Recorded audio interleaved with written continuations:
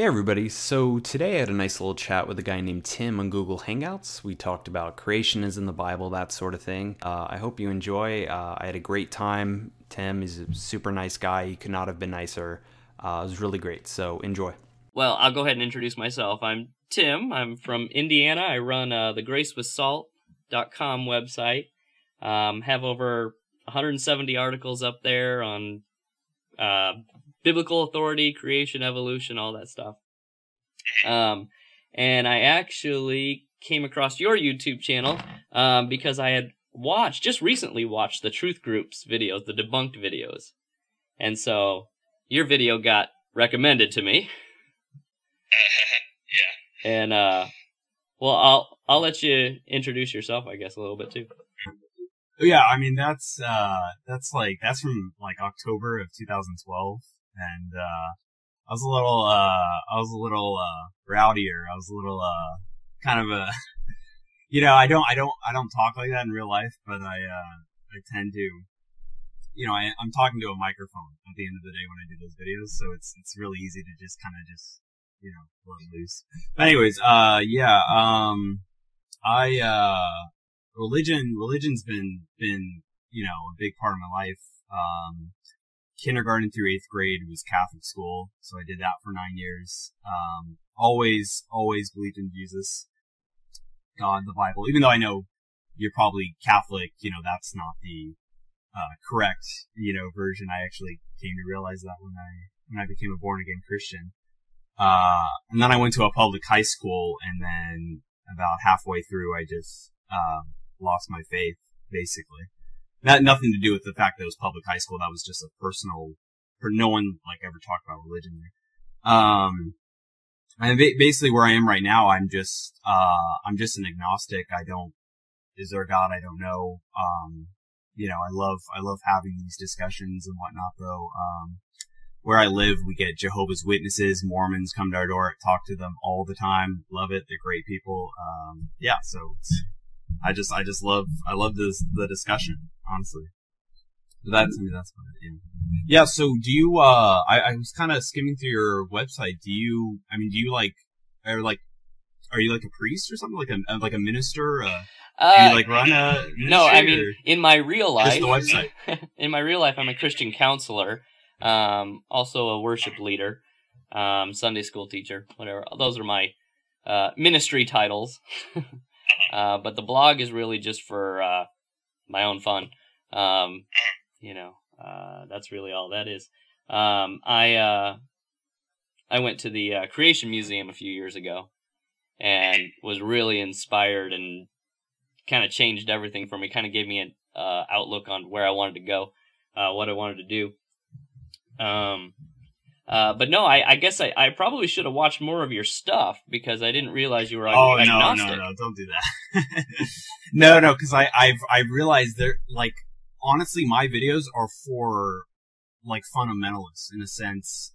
I have no problem with people believing Jesus. I think that's great. But when you go crazy with it and I don't know, that fundamentalist kind of, I don't know. But anyway, my videos aren't really, they're really just for people who agree with me to laugh. That's what it kind of comes down. So lately I've been trying to kind of be more mainstream with it. Basically, watching more of my videos is not gonna, they're kind of, I don't know. They're kind of for the people who agree with me. That's my point. But the first thing I commented on your, response to the Truth Group, was that I didn't think that you actually... I actually stopped watching. I didn't finish it, probably because I'm lazy. No, I understand. Totally no, understand. Their first step for proving God, I commented that I feel like you failed to respond to even their first step. We can go through that if you want. Yeah. Go through every single point in the the Truth Group video. I would, whatever, anything's good. Well, I'd like to just finish up that conversation about that first step, because really, I didn't really watch what you had to say about the rest. That's fine. Mm-hmm. Oh yeah, I'm just cursing the whole video. Don't even bother. But we also went on to talk about that why no one believes atheism or naturalism is true video. So we went on to talk about that a little. So I want to talk about that too. But the first point The first point that the Truth Group was making, I believe, was that all information has a creator. They said the example of the book in the library and things like that. And it seemed to me that you were basically agreeing and then just turning it back on them and saying, well, then God must have a creator. Yeah. Okay, I got that right. But I mean, that's, you're not happy with that because that's not really like a argument. That's just, flipping it on them, basically. You want like an actual argument presented. It almost sounded like your response was like shooting your own position in the foot. It was saying, yeah, you're right. No, I know what you're saying, but, basically he's sort of like for that, he's comparing the two, books with people, like books were created by people are way more complicated than books, so people must have also been created, etc. But I mean, we can, we observe people making books, we don't observe gods making universes, if that's any response, that sort of thing. I mean, ultimately everything has information, everything is information, it doesn't matter a book, a rock outside is more complicated than a book, sort of thing. But I mean, so basically the argument goes, the more complex it is, it must have a designer. But then when you get to God, which is the most complex thing you could ever fathom, he doesn't have a creator. So it's like the logic kind of just, You kind of agree with the concept, but then it doesn't make sense because my own position, is, saying, well, God doesn't have a, yeah. I know there's answers to why God doesn't have a creator because he's God. I know those answers and stuff. I'm just saying if we're going to go by that logic, God should have a creator. That's basically the gist of it. Yeah. I do that the whole video, so don't even bother. Like for instance, he goes, the universe, what was it? Basically the universe had a beginning, etc. And I just go, oh, I'm just going to deny science and say the universe always existed. That was basically my argument. Don't watch the video. That's what I'm saying. I curse. I don't even bother. But no, I mean, I think, I think the very first, verse of the Bible sets up why God doesn't need a creator. I think very first verse sets up that God creates time, space, and matter in the first verse. And it says, in the beginning, God created the heavens and the earth. In the beginning is time, the heavens is space, and the earth is matter. So if he creates time, space, and matter, all the things we use to define the universe and science or whatever, if he makes it all, then he is the first cause. He doesn't need a creator then. Well, let's talk about let's talk about creation. Let's see here.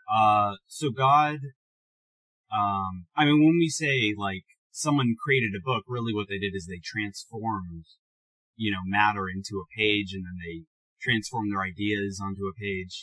No one really creates. No human being actually creates. They just transform matter ultimately. Yeah, like, do you understand that? Like no one actually literally creates. I don't I just transform things. That's what people do. Like, do you agree with that? Like, as in, like, making a book, you're not, like, making it from scratch. There's wood that's cut down that's made into paper, and that's what you're saying. Ultimately, you're getting stuff and putting it together. That's what we basically do. So what I would ask, for God, did he make the universe from nothing, or did he just transform already existing things and then put them together? Mm-hmm. I'd say that he would have made the universe from nothing, it seems, from what we know, that he made it from nothing. But, we all know nothing just makes nothing. Nothing comes from nothing. That's what I always say.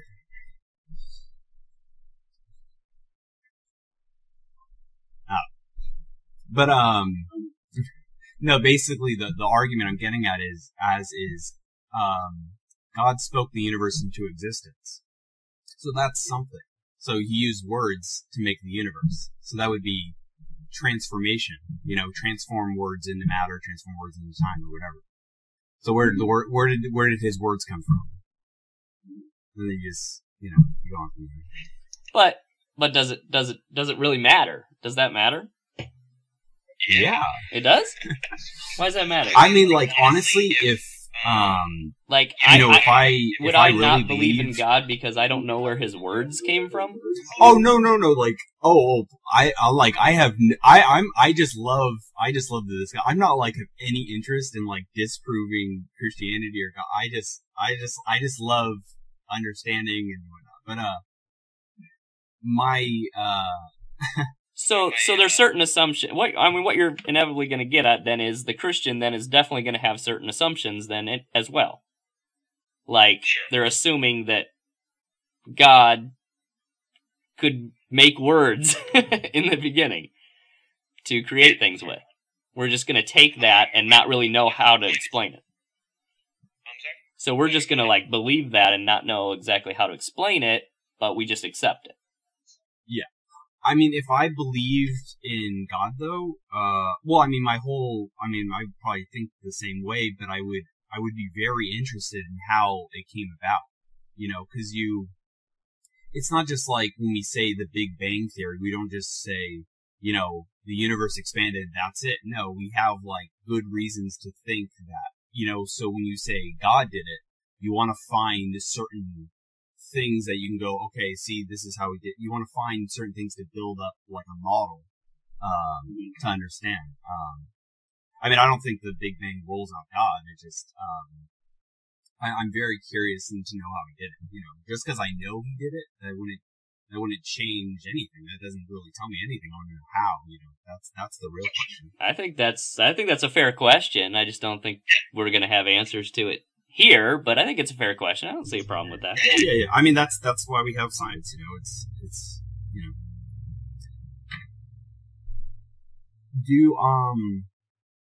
I mean, yeah, is there anything with that you want to continue on with?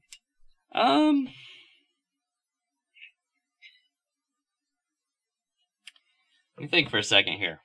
I want to make sure I don't miss anything with that before I try to jump topics or anything. Well, okay, well, just put it as an open-end question then. If all things, I mean, maybe you answered this, maybe I missed it.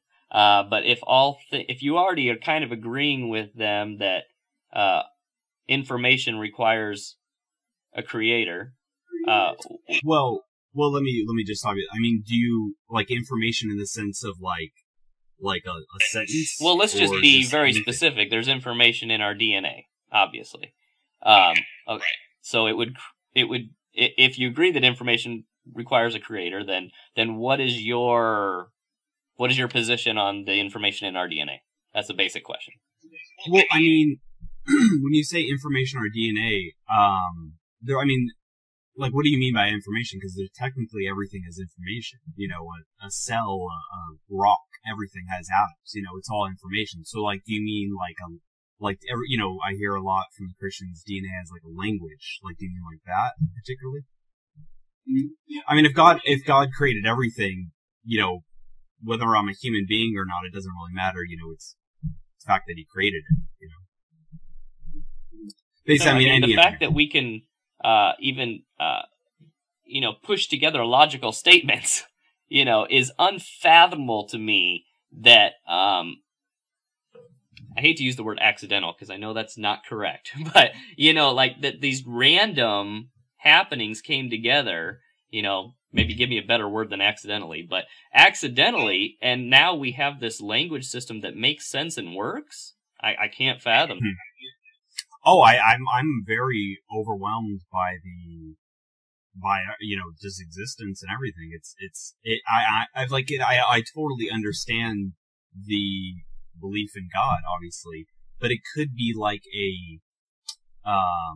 I think there's good reasons to, obviously, but I think it could be sort of like a self-fulfilling prophecy in the sense of like, you know, we're here and we just can't explain it, you know, how is it that we can have sentences and, you know, make things work? But it's like, well, that's how we are, you know, that's like, we couldn't even be saying that unless we could make sentences, you know, that sort of thing. The thing to me though is life's own existence is overwhelming to me, but the fact that life exists on Earth is not overwhelming to me. The fact that it can exist is what makes me scratch my head. Okay, that's fair enough. Yeah, but I mean, no, but that's I think ultimately that's kind of a stalemate, or ultimately you do have to prove God, but yeah, I understand where you're coming from, the information sort of thing. So God, creating this, etc. I guess sometimes I don't know if this is overused, but you walk into a forest and you see a painting hanging on a tree. You don't assume that it painted itself and hung itself on the tree. It just seems like I couldn't take myself seriously if I couldn't bring myself to do that. If I couldn't bring myself to make that statement, I would never make the statement that this all came together without, creator as well. I understand the point, but here's the argument I've heard with that. Basically, that's basically the watch on the sand argument. You know, you find a watch on the sand and must be a creator. Well, the thing with, like you said, a painting in a forest, you said a painting and a forest, so there's obviously some kind of contrast with that. Basically, you have nature and you have something obviously created by a person. Mm-hmm. So you kind of in order to say one was definitely created by a person, and then the other, you say the forest is created by God, you kind of have have a contrast. So if you're going to say, I found a watch and that must have a creator, basically if you're saying God created everything, basically you're on a beach with an infinite number of watches and you have nothing to contrast with. You're just basically everything around you has been created by something, instead of just that single painting. I wore things. Yeah, I don't think I'm really putting a contrast between the forest being created by God and that. I don't think I'm doing that. I'm saying if I were an atheist, I would feel like I would logically, and if I walked in the forest and saw that painting hanging on the tree, I feel like I would almost, to stay logically consistent with my own beliefs, it would not be out of my realm of possibilities that painting created itself. Well, no one is suggesting the painting created itself, but that's, what was I say? I mean, that's sort of the thing. We observe paintings being created, but we don't observe forests. Well, we can observe forests created. I mean, let's take a tree, for example, trees just technically grow themselves. Yeah. Well, then you ask the question where they come from, but, I don't even know where I'm getting anymore. No, I mean, I understand the argument, I'll be honest, these sorts of discussions about atheism or naturalism or this sort of thing, it's not really my strong foot. So I mean, I'm not a naturalist either. I don't that's not something I necessarily subscribe to. I just do you want to talk about that though? You're saying supernatural explanation for the natural. You're kind of getting into. Yeah, I wanted to get into that other video. It was put up by Inspiring Philosophy. And I actually watched the video, and I watched actually a couple others, and I gotta say, the guy has he makes great videos, great quality. Everything's great. Horrible arguments. Well, I'll be interested in hearing. And he's so great at it, but I think the arguments are just, I don't know. Do you know a lot of those arguments well? Because I'd love to respond to them. Well, I want to just do that one because I really haven't watched a whole lot more of his. But it seemed like the one he put up, which was why no one believes in atheism or naturalism. There's a lot to it. But it seemed like to me, and you tell me if I got this wrong, but the main premise seemed that it was the idea that if natural selection only exists to further our survival, then truth isn't necessarily absolute, but only what we need to know to survive. Therefore, there's no way to truly believe in naturalism because you would never know if it's true. Mhm. Did I get that right? Yeah. See, this is like, this is like taking something someone said and then building up like a puzzle with it. And the guy, like, see, the guy's not like he's totally cool. He makes, you know, very quality videos. I just don't get how he could like say that, like, you know. Do you follow the logic at all? I understand why he's saying that, but I don't think that's true. So basically, yeah, natural selection, basically it only helps us survive. I mean, it's just survival. So therefore we can't know anything for sure, or it doesn't necessarily tell us what is true. Well, one of the points in his video was he started talking about paranoia. And he started saying it's actually better for survival to be a paranoid person, which is it prolongs survival or something like that. I don't know where he came up with that part. Well, yeah, it's the basically you have two people, okay, and these are like, let's say, cavemen, okay. You have two people, both of them hear a noise, okay. One of them investigates and one of them doesn't. The one who doesn't gets eaten by the bear, and the one who does investigate knows it's a bear, so he runs. And then he survives, and then his genes pass on. But where we've come to in society, like that's just innate in us, and mild paranoia is basically useful. I think you know, the more you know, the more freaked out you get. But I think the more you even know, the less freaked out you get, because you realize, like, sharks are scary, but you know that not many people die from sharks every year. So, yeah, so I mean, it's just like he takes something that may not necessarily be true and just goes off with it.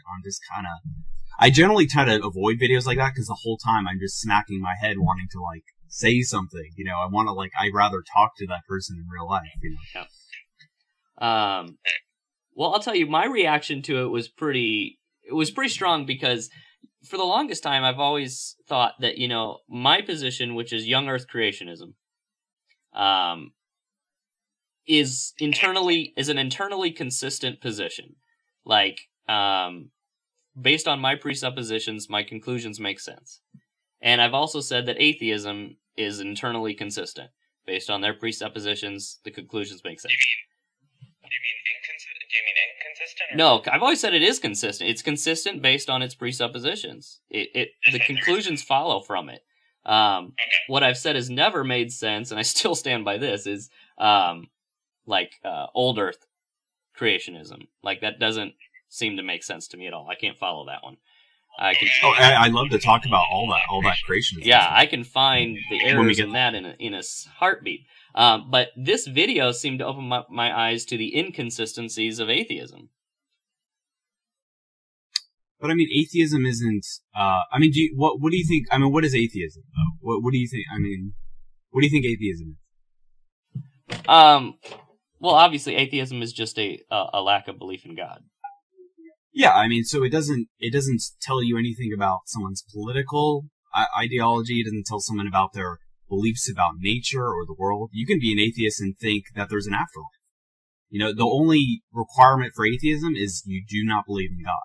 And in a sense, technically, I am an atheist because I don't believe in God. I just, you know, I'm more agnostic atheist, I guess. But, I mean, that's the only requirement. So it's not necessarily assuming that nature is the only thing. You can believe in a spiritual dimension and be an atheist, you know. So it's more, I mean, if anything, it's more just the argument against. Yeah, that's a fair point. I think it's a small percentage that would be there. So I think I think he was going after a majority who is going to be, you know, evolutionary atheist. You know, no God, naturalist. Well, naturalism and evolution aren't linked either. They aren't. Right. Well, I did copy down a couple of the quotes he did in the video because I wanted to kind of get your reaction, see what you think. Because to me, I was pretty impressed. But you show me where I'm wrong. The first one he put up was Richard Dawkins from The God Delusion, and it said, "Since we are creatures of natural selection, we cannot totally trust our own senses." Yeah, I've heard that. That's the that's sort of the philosophical inquiry. That's like one of the first things you learn about. My response to that is, what's the alternative? In what version of existence can you really trust your senses? Where you can go, oh yeah, I can trust my senses because, I think the counterpoint is, because we can trust our senses, because they do give us accurate information about the world. Well, how do we know that, though? That's sort of the argument. Well, because of science, because of how we test it, and it gives us the same. Well, no. I mean, science tries to factor out our senses. Science, math, that is trying to get as accurate as possible without our, thinking of it, without our just assuming it. Science, and that's why we test it over and over again. But senses meaning like, our vision or our hearing or, and ultimately we have to use those to observe the science anyway. Yeah. So I think, I'm not exactly sure, but the counter argument seems to be that because we can trust our senses, help me finish this. Because we can trust. Because we can trust our senses. I don't know if he basically say if there was a God, he gives us the information, he gives us the knowledge. Because there's an order. Because there is an order. Because there is that sort of thing. That's why science works. That's why. See, that's like assuming the answer before asking the question. I mean, because it's kind of like, because what I would ask to that guy, and I guess to you, how does God know he can trust his own senses? Where is he getting that? Like they're just, to me, adding God to the equation does not solve anything. Like, that's sort of like his arguments. He takes something he already believes and then just finds a way to get there. Very good videos though, and very nice and everything. I'm not like, oh, this guy's such an ignorant jerk, but he's just kind of poor arguments. So, I mean, the naturalist or the atheist or whatever you want to call it, whatever this example is that the guy's putting the video towards, and he says we cannot totally trust our own senses, and you agree, Richard Dawkins quote. I mean, then, so I guess I'm getting into a bigger topic, and maybe we shouldn't go there. But then the question is, how do you know? Then how does anyone know? Are you just saying no one really knows? Well, ultimately, you have to get your foot off the ground, because I could, let's say I died and we all went to heaven, okay? How would we then know that we're actually in heaven, and that, that even God's in some, he's being tricked as well, and we're all in this fake, simulation or something? Like, there's really, at the end of the day, you can add infinity gods. There's no other way to get around that idea. How can you trust your senses? So, so I don't, adding God to the equation, I don't get how that solves. I guess the theist response would be, then, I guess I've already said it though, would be, because we can trust our senses, then that's one of the evidences of God. But how do we know we can trust it? Like, how do we know that we know, I understand, yeah. I mean, it's really just a stalemate, with that. Do you find my answers useful, or? Oh yeah, no, it's good, good. A lot of these quotes I wrote down are pretty much the same thing. I mean, he used another one from Charles Darwin, but kind of the same thing. I guess it's a little different. With me, the horrid doubt always arises whether the convictions of man's mind, which has been developed from the mind of the lower animals, are of any value or at all trustworthy. That was Darwin's quote. And what I find interesting about this is, I think he has a point, because, it's almost like we're assuming that we have the ultimate knowledge as human beings, and what we say is the absolute truth. No. Science doesn't work like that. No? The first step to knowledge is knowing that you know nothing. Like, that's the first step. Like, I start from, I don't know anything, let me find out.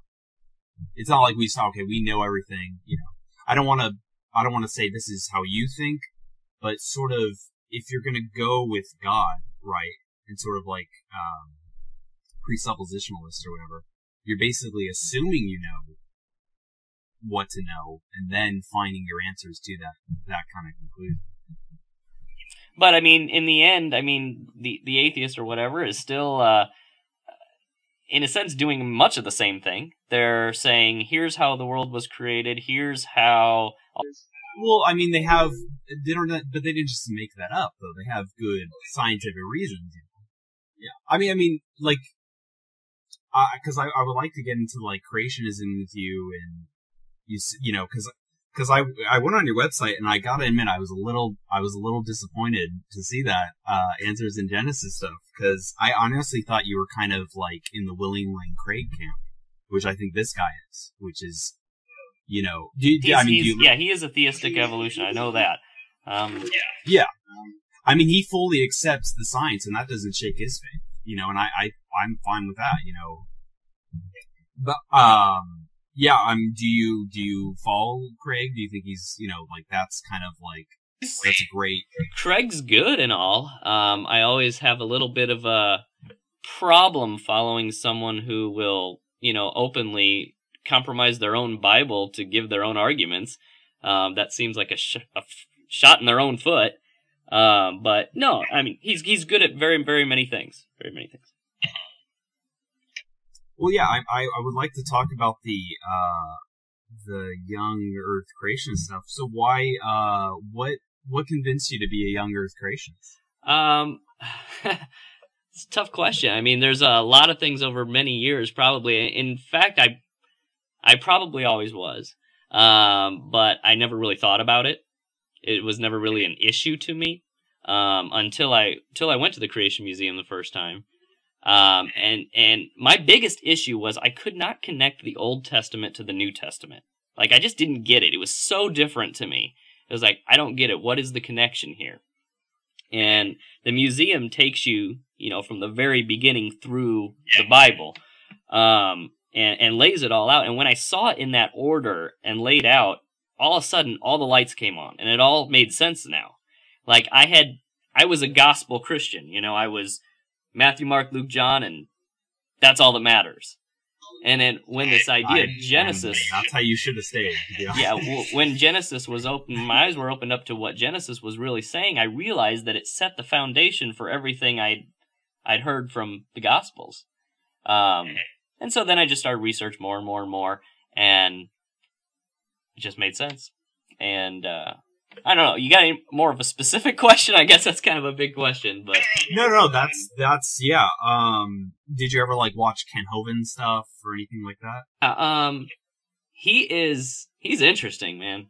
His stuff. I mean, I know there's a lot of controversy with Kent Hovind, but well, I mean, yeah, that's irrelevant. Who cares about that jail stuff? I mean, what matters is his arguments. Yeah, I mean, I'm very interested in his arguments about like the length of age of things, because he makes a lot of arguments that have to do with like, and I think Answers in Genesis says don't even talk about this, but he talks about how, you know, if people lived up to 900 years, then probably animals did too, and some certain types of lizards don't stop growing, so there's your dinosaurs, and your brow ridges and things like that, jaws don't stop growing, so there's your Neanderthals, stuff like that. I think it's interesting. I don't think there's any way to really test that out. I think it's just hypothetical, but it's interesting to think about. That's about all I do with Kent Hovind, probably. I think that's some interesting stuff. Oh, this is going to be a random question. I don't want to get off topic. I just want to put this. It's going to sort of be connected. Do you subscribe to the New World Order Illuminati belief? No, I really don't know much about it. Okay. Because he does. Ken Hovind. That's basically the Illuminati New World Order belief comes down to that basically Satan. Like, you ever seen that triangle on your dollar bill? Yeah, it's like sort of like the all-seeing eye. Satan is controlling the world. That's why scientists accept evolution, because Satan, you know, that sort of thing. That's what Ken Hovind thinks. Well, not that much. I mean, I believe Satan's in control of this world. I think God handed it over to him, and he's in control of it. Yeah. I had a conversation with the Jehovah's Witness about that, and he had a different opinion at the end. I don't think like scientists accept evolution because there's some big controversy, or like they're trying to they're trying to hide something or something. I'm nothing like that. Okay. Nothing like that. Okay, yeah. Okay. It makes. I've always said that evolution absolutely makes sense if you accept the starting assumptions that they accept. It does. What would be one of the starting assumptions? Well, I think there's three major views. There's the atheistic evolution. There's biblical creation, which would be mine, the young Earth, and then there's theistic evolution, that God used evolution. You know, I think there's three assumptions for atheistic evolution. I believe the first is naturalism, belief that all things arise naturally without divine intervention, and uniformitarianism, the belief that today's processes have remained constant through all of history. Combine that with natural selection, you know, and then you've got atheistic evolution. So, I think only one of those parts is verifiable scientifically. That's natural selection. Naturalism and uniformitarianism, I don't think you can verify that scientifically, because obviously you can't observe the entire past. So, two assumptions and one scientific position. Now, for my position, young Earth creationism, you still have natural selection. We don't disagree with that. You know, things change, mutations occur, things like that. Adaptation to environment, whatever. That happens.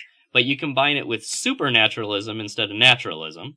And then you combine it with catastrophism instead of uniformitarianism.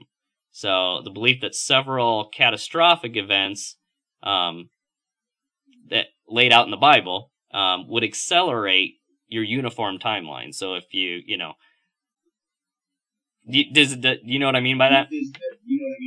Yes, I mean, I know, I'm not in the dark about anything what you're talking about. I know exactly, you know, these kind of things. I mean, do you know what evolution is, though? It has nothing to do with the origins of the universe, planets, anything, you know. It doesn't even have anything to do with the origins of life, you know. And that's basically where God is right now. The origins of life, the origins of the universe, origin of consciousness, that sort of thing. To me, there is no theistic evolution. There is no atheist evolution. There's the theory of evolution and everybody else's opinion, you know. To me, you know, the Bible says God, basically holds us onto the earth. That's, I think that's in the Old Testament. Are you familiar with that passage? Like, God holds things to the earth. It's basically gravity. That's what it's sort of talking about. But we have the theory of gravity, but that doesn't, oh, well, therefore God doesn't exist because now we have the theory of gravity. Like, to me, there is no,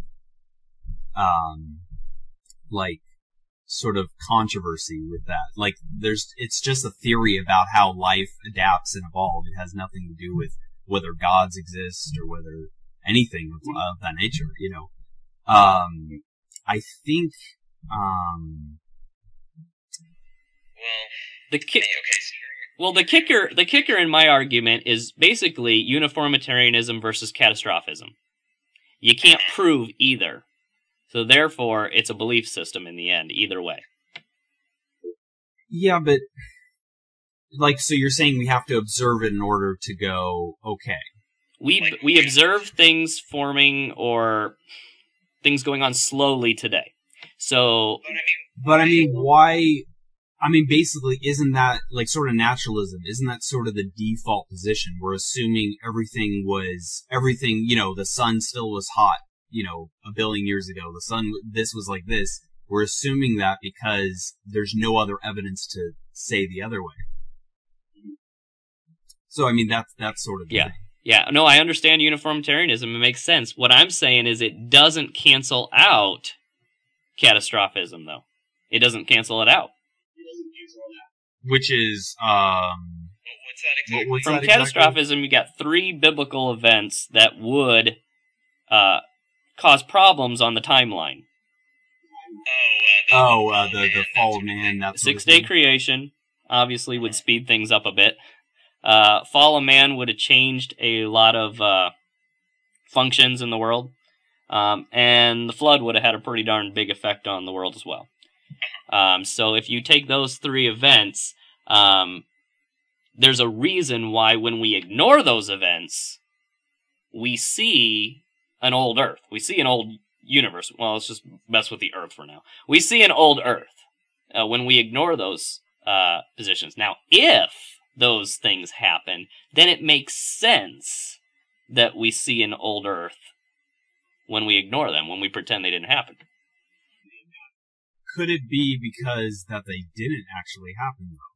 And that's why we see them? I mean, yeah, I mean, like, if I were to say, there is no evidence for a global flood, you would give me creationist evidence, etc. But then I would give you the scientific community versus that evidence. So, I mean, ultimately, the consensus is with the scientific community there is no global. To me, this doesn't roll off the Bible. If there is no global flood, that's kind of missing the point. I don't think it needed to happen in order to have a point. Basically, like, why do you think the scientific community doesn't say there's a global flood? I mean, they have the evidence and they're just ignoring it. Because I know you don't subscribe to the New World Order thing, so you're not thinking there's a conspiracy. Right. So why do you think?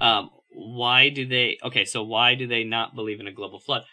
Because, putting it very simply, which there's a lot more you can go into, is that uniformitarianism. Really, if you think about it, they see things forming slowly today, geologically, and so their default, like you said, default assumption is that it just has always been that way. They look at the Grand Canyon and they see this little Colorado River cutting through it very, very slowly. So they say, well, look at how slowly it's going. We know it's been doing it for millions of years. Which Grand Canyon, though? What's that? Which Grand Canyon? Arizona. How many are there? How many are there? I don't know. Well, shouldn't there be like 10,000? I don't know, 10,000 if there was a flood? Oh, there's a lot. There's a global flood? But, okay, so, I mean, it's two different starting assumptions, the catastrophic or the uniformitarianism. The uniformitarianism says a little bit of water over a long period of time, and the catastrophism says a lot of water over a little bit of time. Oh, okay, I got you. Okay. But I mean, if there was, wouldn't that be huge news? Like, wouldn't you want to be the scientist behind that? Like, there was a global flood at one point on Earth, and it destroyed Pangea or something, like, wouldn't that be, they find so many things you wouldn't believe that how did they find that? And a global flood seems to be something so obvious that you could easily detect. Because it's everywhere. You can look everywhere. You're probably going to hate this explanation, but I think it's because of, it's just how we interpret the evidence. We run it through our film. Even the scientists aren't all atheists. There's a bunch of Christians, there's a bunch of, all different faiths are scientists, and they all come to the same conclusion that the consensus, most of them come to the consensus conclusion, You take like, take just a fossil, for your example. You take a fossil, and when you run it through someone who takes the Bible literally, like myself's viewpoint, you see evidence of the flood. When you run it through someone's viewpoint who maybe takes the Bible more metaphorically and, feels more compelled to agree with the scientific community, then they see millions of years and slow processes. Mm-hmm. But one side has, the scientific community, which agrees unanimously all over the world. All over the world, scientists are coming to the same conclusion. And then you have a small group of Christians, because it's not all Christians who subscribe to the young Earth thing, who go, well, okay, I'm going to take this literally. Appeal to authority is only so much as you want to take it. But I would say... I'm sorry, what? It's kind of... That's almost an appeal to authority fallacy right there. I don't want to, that doesn't obviously prove it, but that's sort of what we're up against here, so which one should I accept personally? Which one should I accept? Because people can accept both. You're right. My main point, after all that said, you're right. People can accept either, is that it's still faith-based. either way. People like to side with the scientific community because they think they're taking the faith element out of it, because they don't want to. Well, I don't want to live by faith. I want to live by. They're not. They're not taking the faith element out at all. But like, so your thing is, how can they know that the Earth didn't change? You know, because they don't have evidence of that, right? Like, how do they know the Earth remained a constant, or you know, whatever? Yeah, there's obviously you know, because if someone watches this, I'm sure they're going to comment. There are different examples. I'm talking in general. You know, they know about catastrophic events. They know about certain things that they've, you know, uncovered, things like that. Yes. But for the general purposes, yeah, they believe, you know, in slow, random processes, because that's what we observe today. But if you take the Bible literally, there's no reason you wouldn't expect things to be running slow and gradual today either. So the overall point is that the one doesn't cancel out the other. I don't think evolution cancels out the Bible, to be honest. Well, it doesn't cancel out young Earth creation either. Yeah, let's get into that, because that's really my only point I want to get across. I honestly, that's really it. I honestly, well, I mean, see, I have no interest in making you not a Christian. That's the last thing I want to do. But young Earth creationism, that to me is its own religion. I've been on the Answers in Genesis, you know, dozens of times. I have yet to see the word Jesus. Oh yeah, it's all. I have yet to see it. If you saw the Ken Ham Bill Nye debate, I didn't hear Jesus once. I mean, they're all about the young Earth creationism, and to me, that totally misses the point. Well, I'll tell you what, I've been in their museum many times, and the main focus is Jesus. It's all over the place, and they have a big theater at the end. They got kids riding dinosaurs all over the place. Like you said before you were young Earth creationists, you were just the four Gospels, right? That was your thing. I think that is where you should have stayed. That to me that's the whole point. It is the whole point. You're right. It's not a salvation issue either way. It really isn't. To me, it's a consistent worldview position. There's no reason Jesus needed to come to save us if the events of the beginning of Genesis didn't occur. Yeah. Well, no, there's no reason. I mean, it could be metaphorically. I'm sorry, my kid is doing something. It could be, I mean, I can get into that, like the whole, like it could just be a huge metaphor, but, basically, if you want to create atheists, you preach young Earth creationism. That's what I think, because people respect the science, okay? They're gonna respect, you know, I mean, even if you're religious and you're young Earth creationists, you still technically respect the science, because you're basically going, look, the Bible says this, this, and this, and look, science confirms it. So we're all kind of appealing to science at the end of the day. And I think if you want to create atheists, because you're basically tying the two, I mean, I'm not necessarily you, but like Ken Ham is tying the two, and basically like, someone is an external observer to both of these ideas are going to go, wait, in order for me to believe in God and to be a Christian, I have to think dinosaurs lived with us, and you know, that makes people not believe, I could understand that. I mean, I was a Christian for so many years before I pursued this, you know. I think being a Christian is accepting the gospel 100%. I mean, that's it. I don't care what you believe about dinosaurs. I don't care what you believe about the flood, you know. But as I grew in my Christianity, it's like it wasn't just a one-time decision and then I'm done. As I grew and I started to study it more and learn, I realized that, wait a second, this isn't adding up, you know, this Old Testament to the New Testament connection. This doesn't make sense. I mean, to me, it was either, okay, all true or not true. Okay.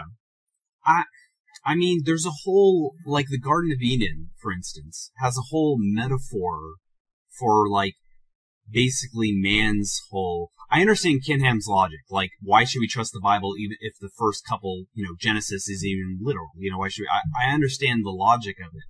But I mean, the flood is just basically, you know, man's problem in God, salvation, that sort of, I mean, like, the meanings of the story, right? Like, Garden of Eden is like that's basically man's rejection of God, and that's what happens. Sin comes into the world, and that sort of thing. That's sort of the meaning of it, and you don't really have to take it literally. But, but what is your, if you don't take it literally, say you're a Christian, you don't take it literally, what is your position on death? Oh yeah, you're suggesting why is there death before the fall of man if there wasn't the apple, the whole thing, why is there death? To me, it's just that would be regardless, basically when we're born, we're already, not following God. We're already screwing up. So either way, we kind of end up in that same, we already die, Basically, there's no inception of it. It's just the fact that we exist and we go against God. Right, but then that same God that you're saying created us to die, calls death an enemy, and calls it and says, "I'm sending Christ to overcome death." He says death will be the last enemy destroyed. So I can't logically put the two together. He created death for us to go through, but then wanted to defeat it. Why did he do that? Well, I mean, I don't. He put us. Oh, okay. To be honest, you would have to take that up with William Lane Craig.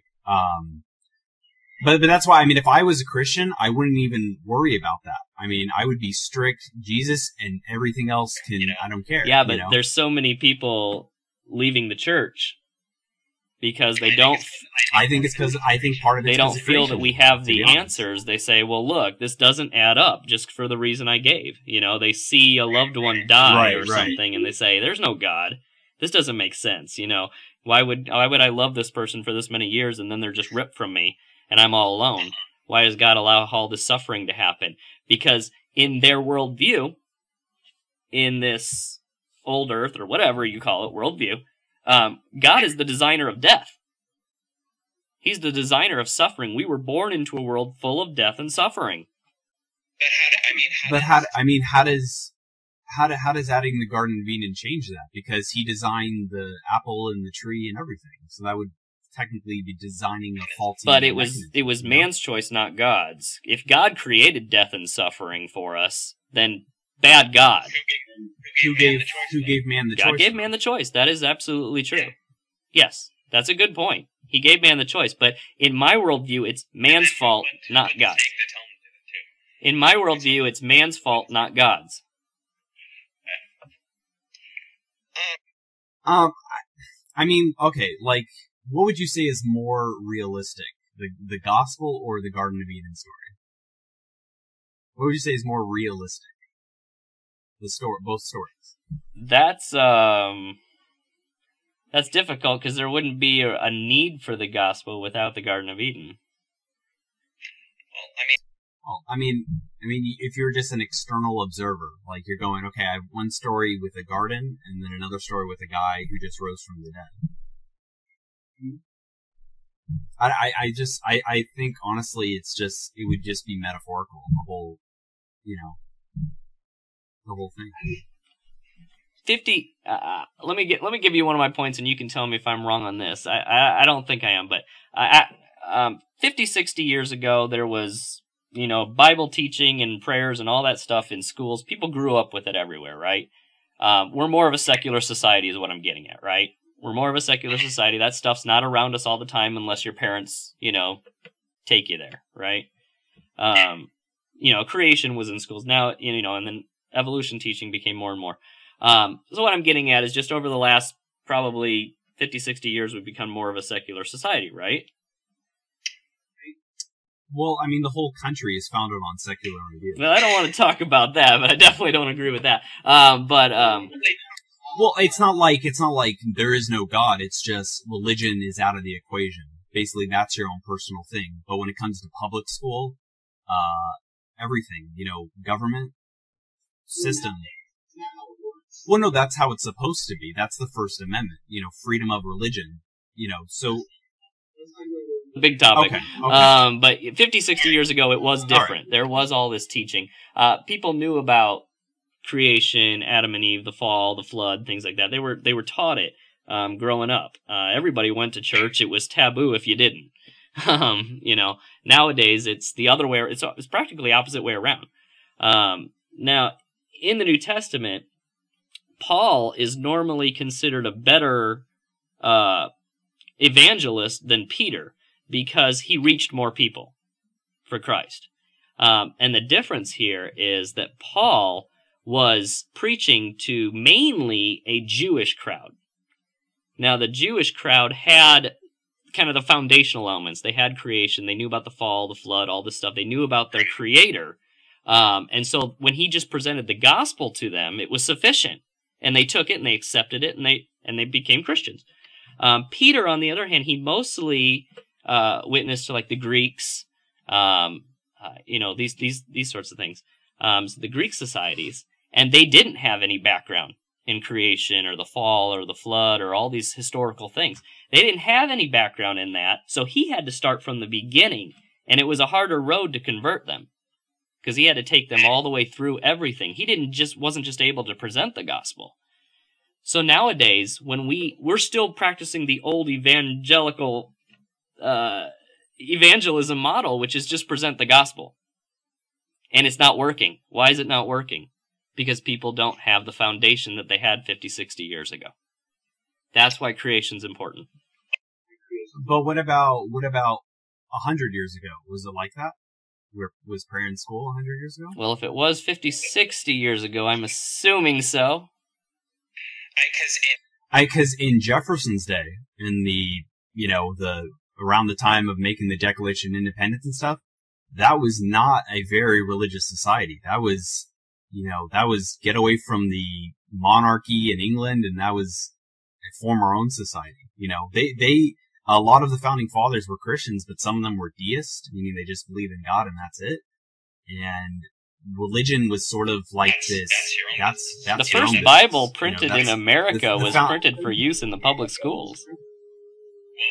The first Bible printed in America was for use in the public schools. When was that? I don't know the date anymore, but I've seen that.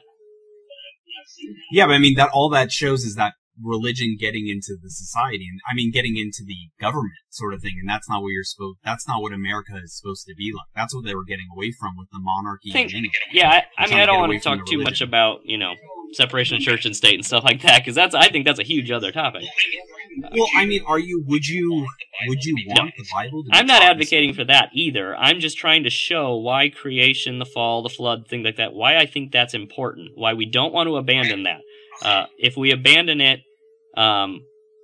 people might accept Christ based on just the gospel, and they do, but a lot of them fall away from it because they don't have the full answers.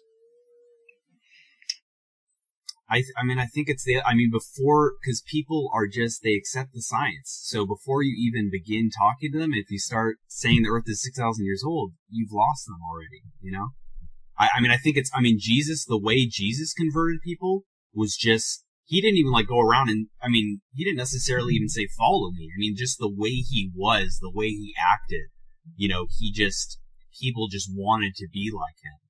That sort of thing. He never go, hey, did you know the earth is or 4,000 years old? He didn't, or maybe he didn't need to because they already thought that. But I think the whole 6,000-year-old model is kind of a new thing, though. I think that's sort of a new idea.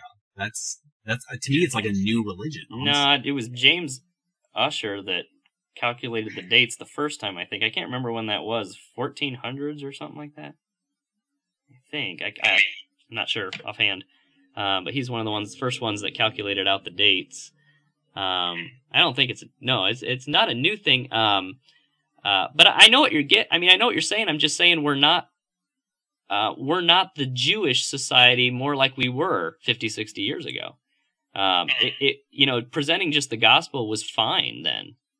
People took it because they understood why they needed a savior. If you don't tell them the bad news, the good news doesn't make sense. And that's what I think of with creationism. I think here's the bad news. Here's what happened. But I would say a lot of those people in the 50s were like Catholic. That was like Catholics. You know, that wasn't like, to me, like the Christian thing is a very like sort of unique version, you know. I mean, to me, I see Roman Catholic as like the 50s thing. That's what most people were. So that technically they weren't even getting the full story, you know. They had confession, they had saints, they had, you know, Mary is like, you know, a divine being and all this, you know. Okay. So.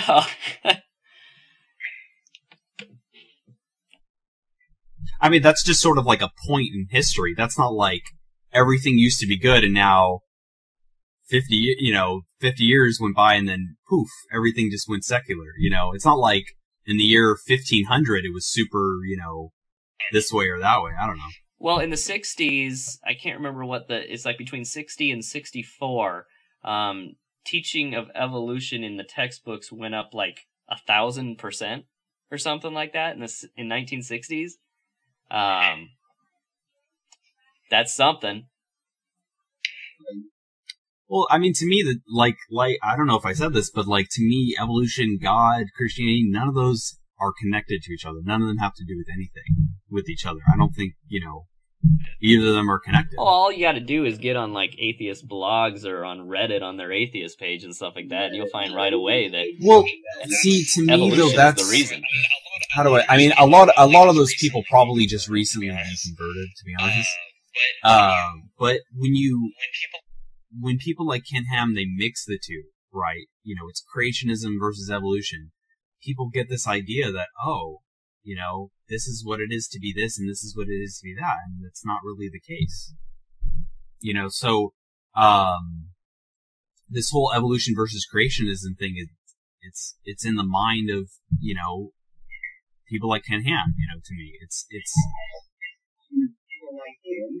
yeah. I mean, I don't want to suggest like you, I don't, you know, when you mix the two, you're going to get bad results. And I think that's creating someone like Ken Ham or myself. We're just not willing to accept. We're not willing to live an inconsistent position. And I said this before. I think young Earth creationism and well, I kind of thought before that atheism were the only consistent positions. Theistic evolution is just falls apart among itself. Well, I mean, look. I mean, that's already assuming that, like the Garden of Eden, you know, people die because of X or whatever. Maybe just people die. I don't know. You know, that's just how we're not eternal in our human form. Which makes God the author of death and suffering. Yeah. That's the problem. What was I going to say? Oh, I mean, like, we have, if I were to say to you, how does rain come about, right? Like, does God make the rain? Okay. And then you would go, yeah, but he uses the water cycle, right? Okay. So, how does God design us in his own image? He did, and he uses evolution to do that. You know, it's just it's just a process, you know, to me. It's not like, but what it's God? Like gravity. But what God?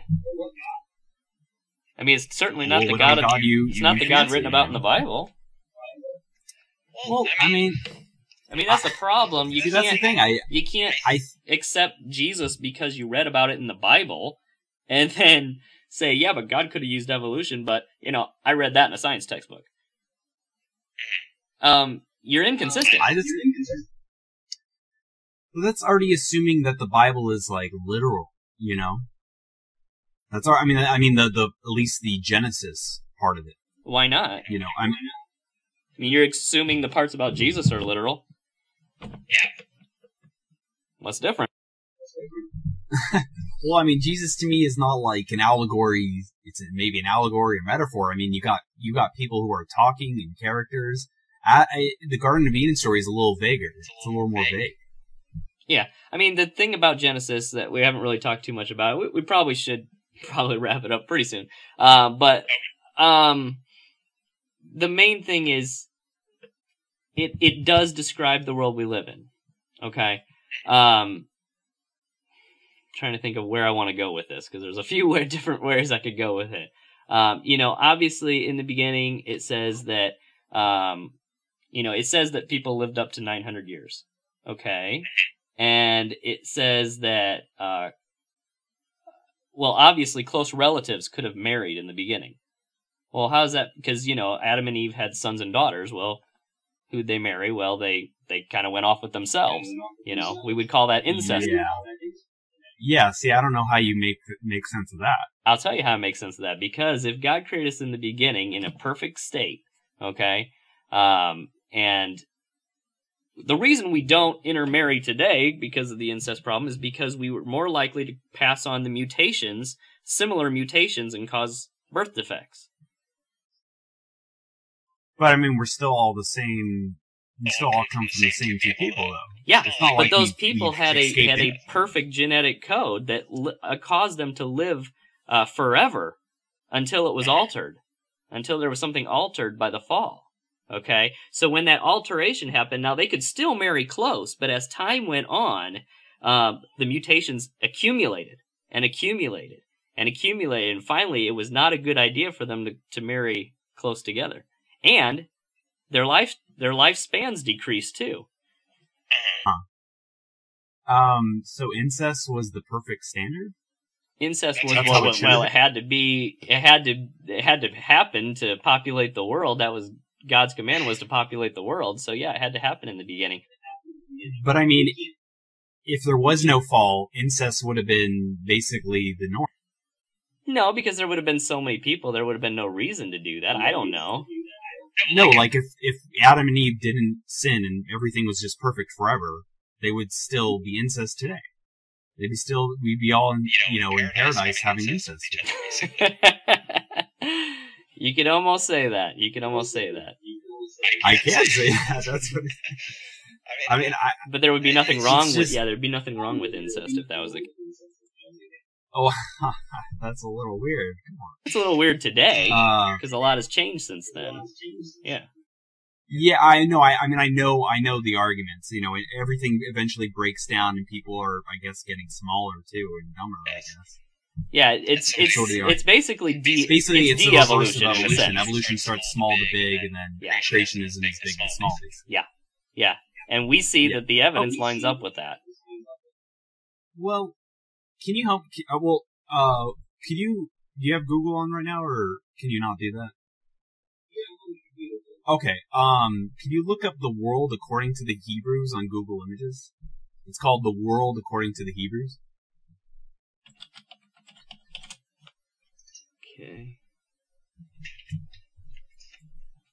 Okay. Yeah, let me see if we got it.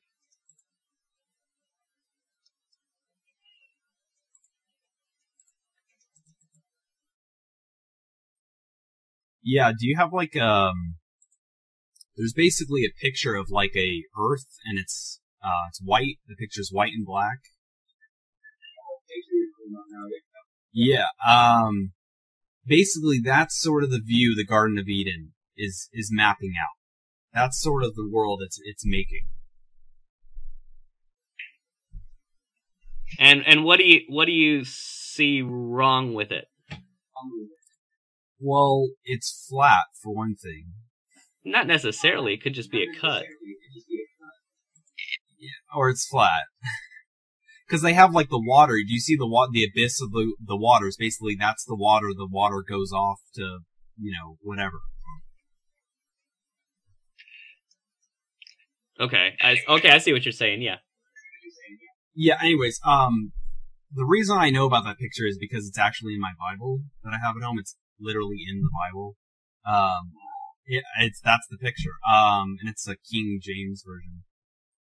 Basically, that's sort of to me the view the Bible, the Garden of Eden sort of presents, and it's just kind of the way how they try to understand the world, I don't think the Bible and science are at odds. I mean, I think we've learned things about the earth, and I think it's still consistent with everything we've read in the Bible. I don't see any contradiction between the two. Yeah, I would say the same thing about evolution. I don't see a contradiction with evolution in the Bible, to be honest. Yeah, it'd be quite a few. Well, give me the. You're probably going to give me the every kind one. Everything produces after its kind, right? Would be one. That would be one. Your main thing is going to be I think is going to be your order of creation. It's not compatible with evolution. It's not compatible with the Big Bang. Even if you draw it out to millions or billions of years, it's not compatible.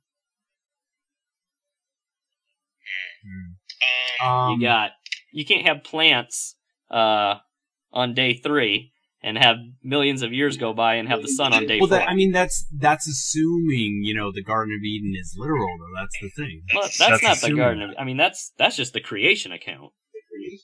Yeah. Well, no. I don't think evolution and creationism is compatible.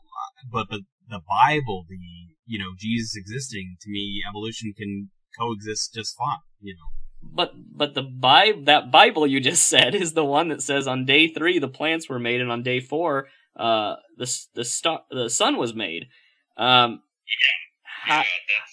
do you reconcile that? And I did. I actually recently talked to a group of Christians who did not take that literally. Because the sun created on the 4th day. The sun is just another, one of the zillions of stars out there. Basically, he created the stars before he created the sun. That sort of thing. But basically what they're saying is he created the stars before day 4, because they had to have been there for the plants to make it for millions of years. And, well then, the other thing is you got, what do you have? You have birds on day 5 before land animals on day 6. So how do your dinosaurs turn into birds? I don't think evolution is consistent with the Garden of Eden account. I don't think it's consistent. So as long as you wipe out Genesis probably 1 through 11, I think, then you can be a Christian and believe in evolution. Yeah, they base the people I was talking to. They start with Noah's Ark. Well, you can't have that either. You can't have Noah's Ark.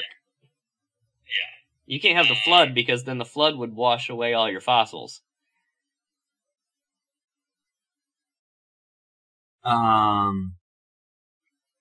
You got to have your fossils for billions of years, or else you can't have a flood 4,300 years ago, wipe them all away.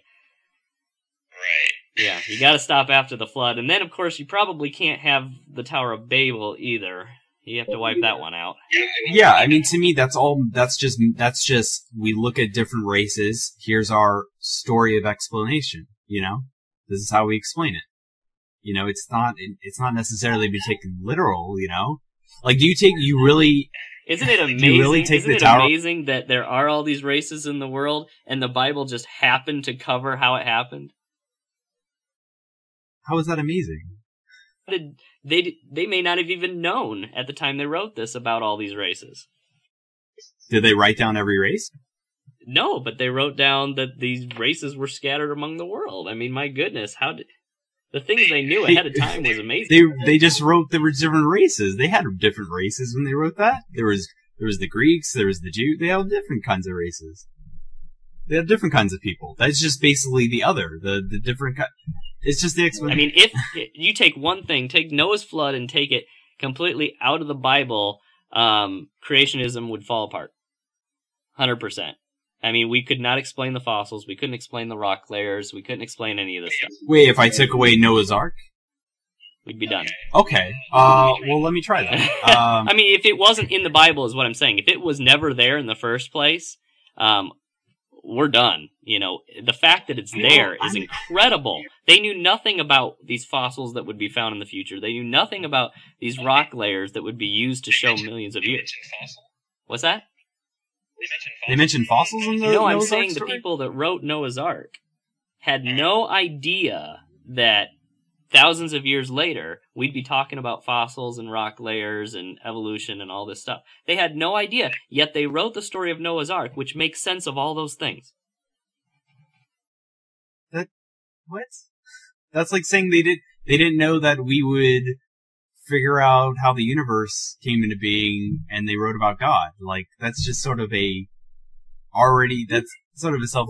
Creationists would have no answer to your the accusation of fossils and rock layers and all these things that are geologically old. We have no if answer. it wasn't for Noah's Ark. Okay. We have no answer, but we have it. I don't. I mean, the answer, you would just probably say, hey, when I die, I turn into bones and then I go underground. There's a fossil, But we know that's not how fossils are made, Well, let me ask you something. You're gonna have to help me out with this. This has been bouncing in my head for a long time. Are you familiar with, it's in, I think it's in Arizona. It's a tree and it's called Big Ticujo or something. Big Tucujo or something like that. It's a... That's it, yep. Yeah, so how do you explain the 9,000-year-old tree if the world is 6,000 years old? How do you explain the 9,000-year-old tree in a 6,000-year-old world, right? Well, the first thing is that it's not necessarily a 9,000-year-old tree. It's actually a conglomeration of trees, and I think the oldest one in that conglomeration is, I can't remember. It's somewhere between 4 and 5 or something like that, 1,000 years old. But then they use the roots, the interconnected roots, to come up to 9,000. But regardless, even if that wasn't an explanation, tree rings in and of themselves, I don't think prove age. I just think they prove rings. They prove seasonal cycles. So what if, following the flood, there was a massive geological change in the earth, that had never occurred before the flood, and it changed the way that these things happened for several hundred years, like an ice age. And so, we've already documented that several rings can be formed in 1 year. We've already seen that. So I don't think tree rings proves anything. But that's the tree though. It's the 9,000-year-old tree. That's what it's known for. It's not like, I don't think people are like confused or whether it's 9,000. I think they're pretty much on the this is a 9,000-year-old tree. Like everybody's on board with that. That's fine. I've heard arguments that it's actually a conglomeration of trees that adds up to 9,000. It's probably more complicated than that, but even if it were 9,000 just based on one tree and tree rings, I don't think that proves anything. You still have to believe in uniformitarianism of those tree rings. Well, we're not going back millions of years. We're just going back 3,000 extra years, But when we find a tree, that's, its rings tell us how old it is. When we find any other tree, we find a 100-year-old tree. Yeah. So why is there this 9,000-year-old tree? How old would it be if it is a 9,000? 4,000, you said? Or? Yeah, I don't think it would be any older than 4,300 years. Yeah. Well, because what people would generally say is that God made everything old. He made Adam old. Oh, yes, I understand what you're saying. Yeah, that could be part of the answer. That's a hard explanation. I've used that myself, but that's a hard, things would have had some sort of sign of age when they were created, if they were created in 6 days. Absolutely. You're right. But I don't think that's the answer here. I think the answer is we judge the past based on how the world works today. The way the atmosphere works today, the way our seasonal cycles work today. We're judging the entire past based on what we've seen over the last, 1 to 200 years. Well, not the entire past, because there's points where the moon doesn't even exist, and the Earth is forming. And that. Oh yeah, but I'm talking about just taking these trees. For example, we don't know the seasonal changes 3,000 years ago. We know what they are today, and we're extrapolating. But we can only go by the evidence. There's no evidence to suggest that it was different. Even from I'm not even going into biblical. I'm just talking about. What if there was a massive global flood that broke up all the continents and created all this friction and heated up the oceans and caused an ice age? What if that happened? Would that be a problem? What do you mean a problem? A different geological condition that those trees might have been under? I don't know. I think to be honest, how long do you think it took the Grand Canyon to be formed in?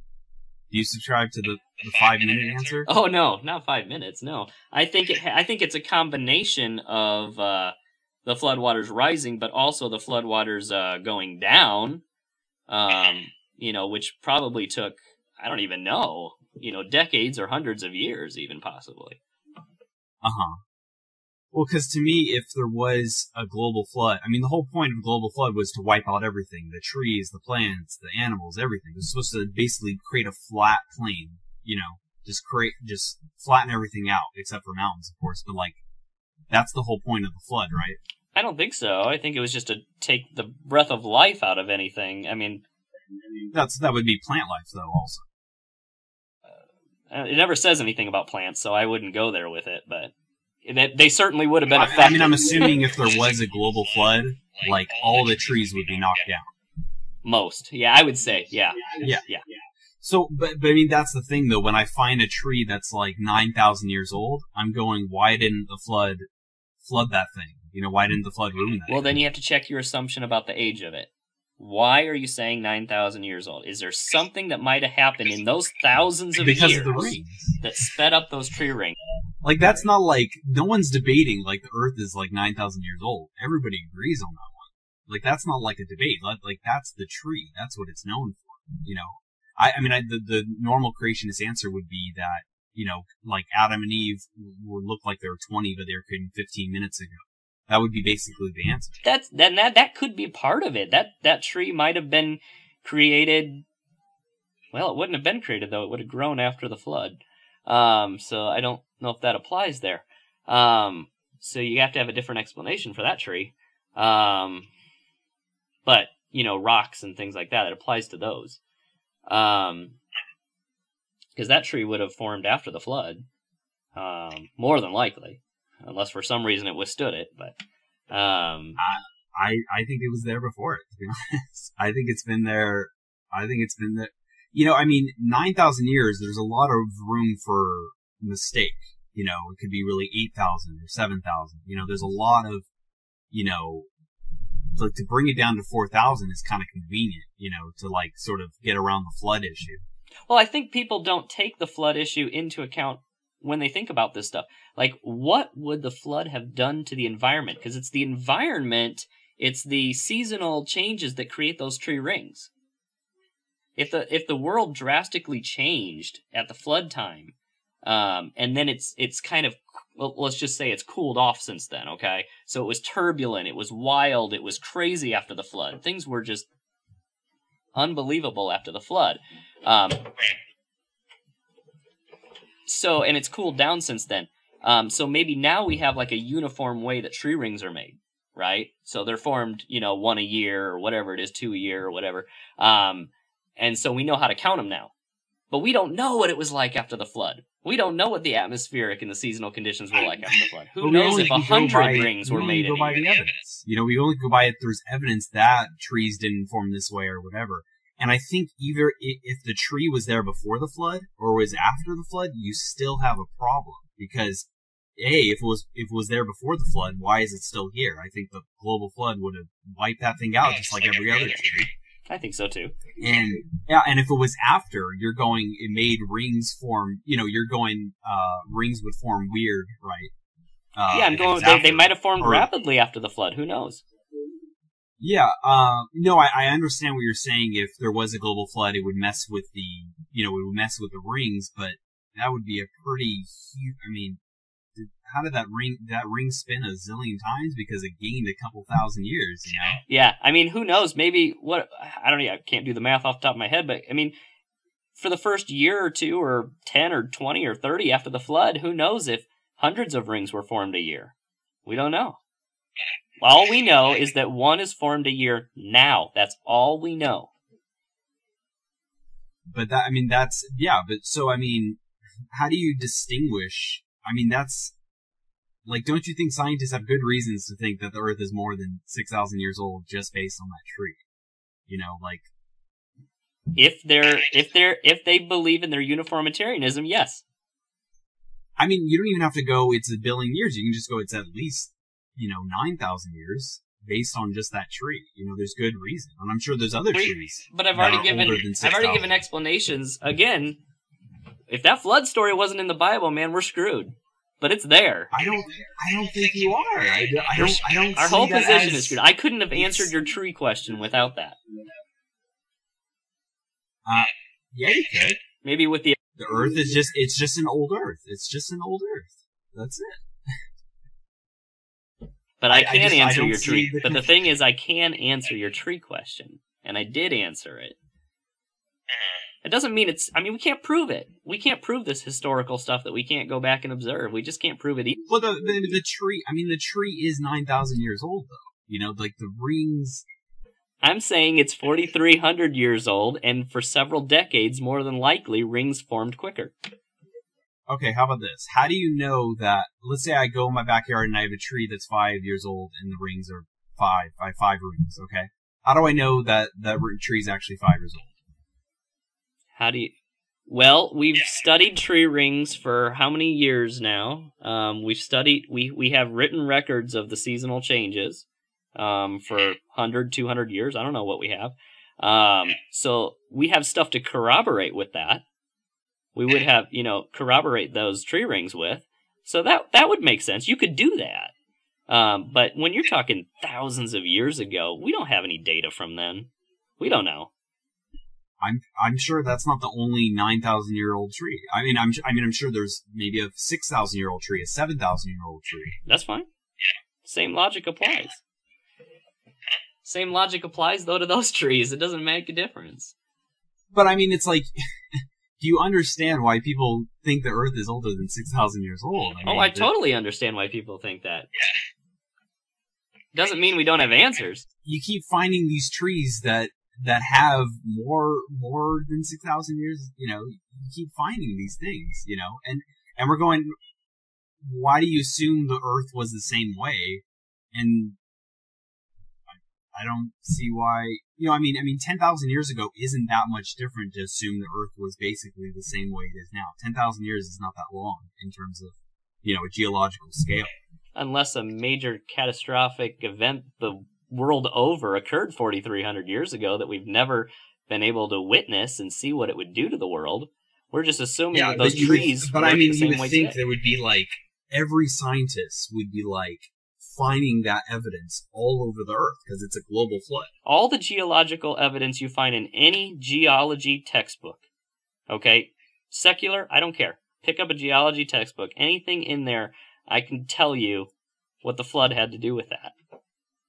It's just that they don't interpret it as the flood. I could go. The reason why there's fossils is because there was a global burning. Okay, that would explain the fossils too. But I don't have any evidence for that. I don't have. Just because I can explain it, that doesn't mean it's true. You can claim anything off the top of my head. If I was claiming a worldwide flood off the top of my head and had nothing to back it up, I would hope you'd call me out on it. But if I have a 4,000-year-old document. You have, more than just saying it, obviously, but.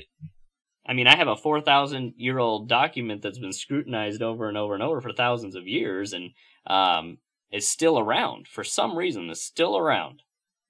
The Enlightenment wasn't too long ago. The Enlightenment's only a couple hundred years ago. That's when people got scrutinizing. That's when people said, okay, we're doing evidence now. We're doing science. This is how we're going to run things.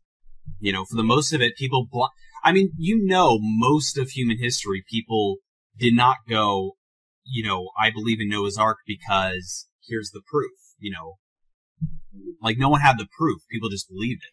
Yeah. And now we have the proof. It's awesome. Well, I don't want to mean to appeal to numbers here, but don't you find it curious that, the scientific community is not coming up with that? It has nothing to do with the worldview because there are Christians who totally believe, Science is the study of the natural world. They can't invoke God in their studies. They can't. It has nothing to do with that. But when it comes to making claims that the Earth is 6,000 years old, they can definitely tackle that one. They can definitely get on that one.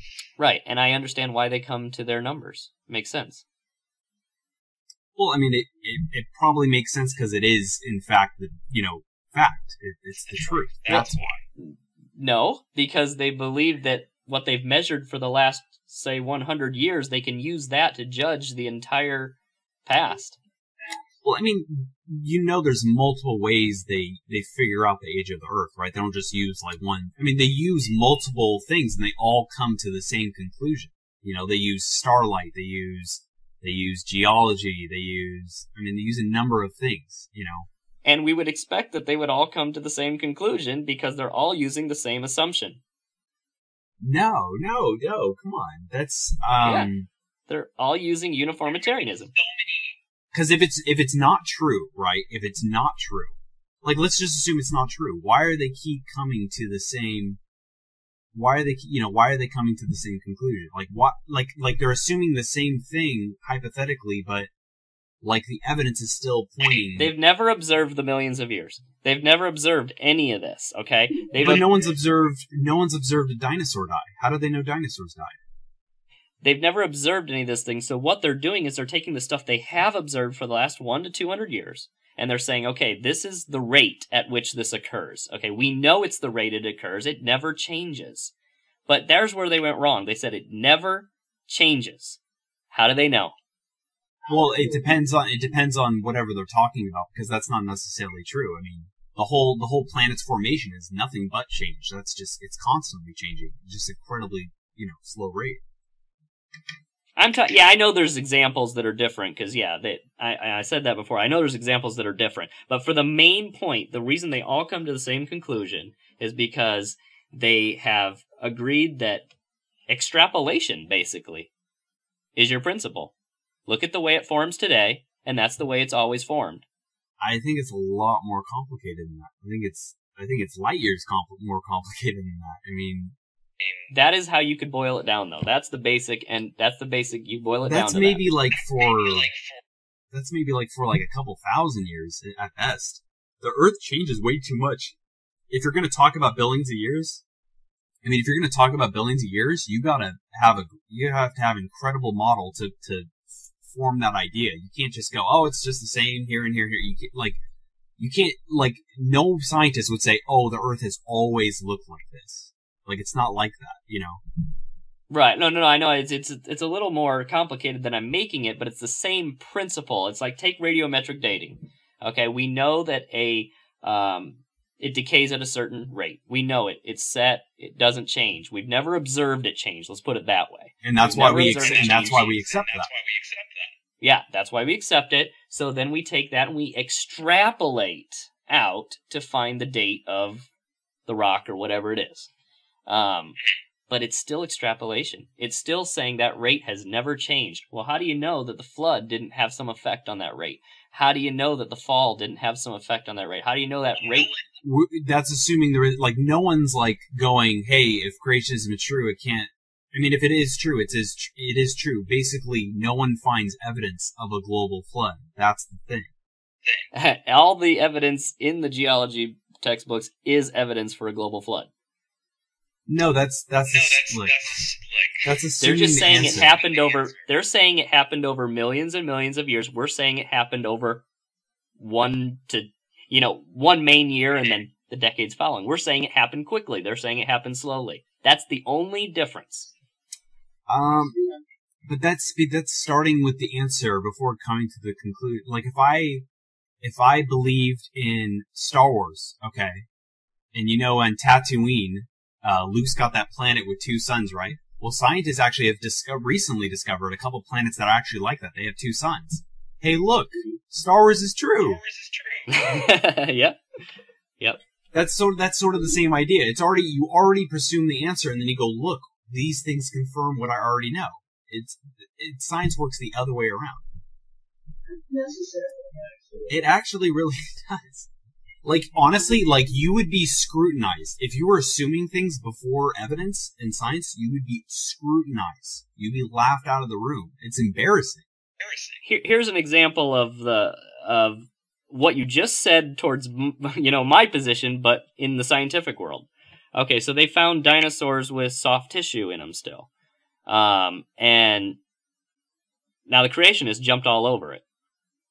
because they said, hey, look, there's soft tissue cannot last for that long. We know that it decays, rapidly, actually, and at best, maybe 100,000 years. And so they found things from 65 million years old. So our thing is, hey, look, these things didn't die off as long ago as thought.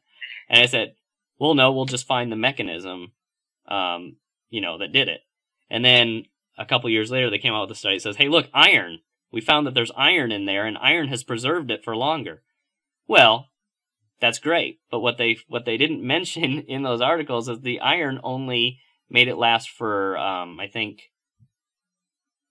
240 times as long as the normal process, which is nowhere near what they needed.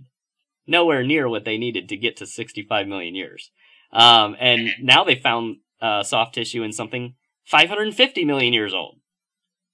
And it's just phenomenal, but do they change their position? Nope. Well, I mean, that's the thing. You have all this evidence that points to 65 million years. You have all these things. If you find one thing that contradicts it, you're not just then, okay, we're going to have to throw out all the other stuff. Basically, we have maybe that thing wasn't even, assessed correctly or whatever. Maybe that wasn't actually measured correctly. Maybe that's not even from the dinosaur. Maybe that's, there's better reason than to think, oh, we're wrong about everything else. Oh, I know. You're not just going to throw everything out, but it is kind of, it is kind of confirmation bias in a sense, though. We already know it's 550 million years old, so we're not going to look at anything that might suggest otherwise. No, I mean, they obviously would investigate that. That's a totally amazing mystery to investigate. Based on your story, that's something to investigate, and they jump all over that. It's not just like, oh, this can't be true because of that. It's just, okay, let's not jump to conclusions here. We have all this evidence that convicts Jeffrey Dahmer of the murderer, but this guy over here says he didn't do it. This one guy. So maybe we should listen to that one guy versus all the evidence. It's you don't just drop all your luggage because something else. Just that one thing that maybe contradicts it. That's all. It's not like, I'm just trying to say they're not trying to be biased. The last thing scientists want to do is be biased. The last thing they want to do is to be wrong. They don't want to be wrong. Okay. All right. Well, is there anything else we didn't cover, or anything else that was kind of left?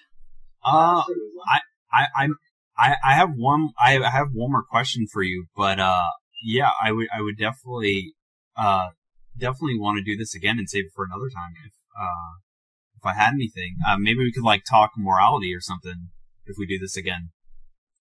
Okay. Well, I mean, yeah, we can talk anything. I'll tell you, my focus is definitely creation, evolution, and age of the Earth and things like that for sure. You're not not really philosophy. Yeah, not so much. Oh, okay. Yeah, but yeah. So my only, just come back to my only point I've ever had whenever I've talked with atheists or agnostics or anything like that is that the overwhelming evidence for evolution doesn't cancel out young Earth creationism. It doesn't cancel it out because it doesn't take into account what we've said at all. It just ignores it and says, yeah, but here's what the truth is. But it also doesn't count out Star Wars either. Evolution doesn't count out. Because it has nothing to do with that. It's just ultimately, if someone's making the claim, they have to prove it. You're making the claim that the Earth is successful. You have to prove it. Our evidence doesn't have to disprove it because it isn't.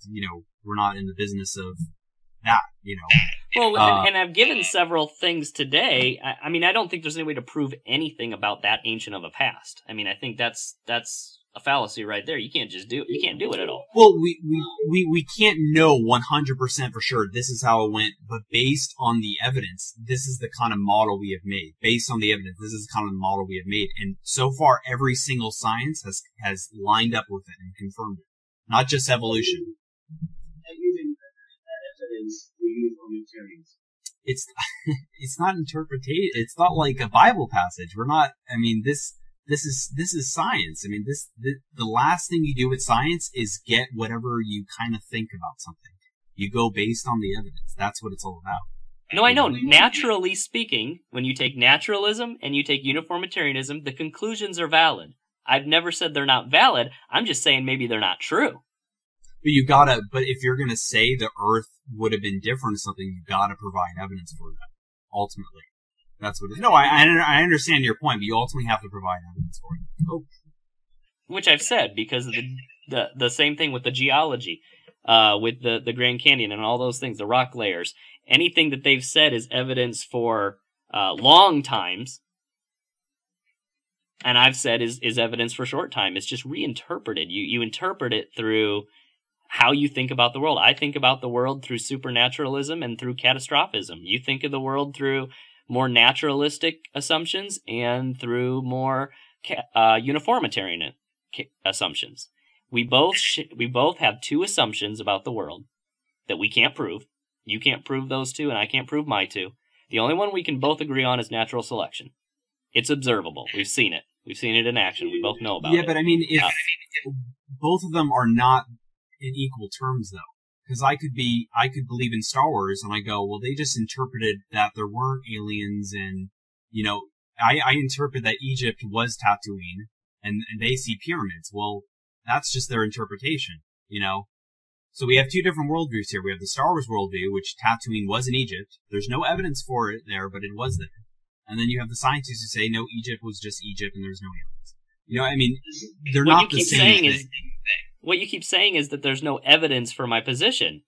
Well, see, if I don't want to, how do I put it? Like, if I say that you're going to give me something, then I would just give you something the scientists say. And then we're just going to go back and forth. We're just going to go back and forth with that. But ultimately, people who fully accept Jesus Christ agree with me. There's a lot of people, young Earth creationism is sort of a subsect of Christianity. It's a small sect.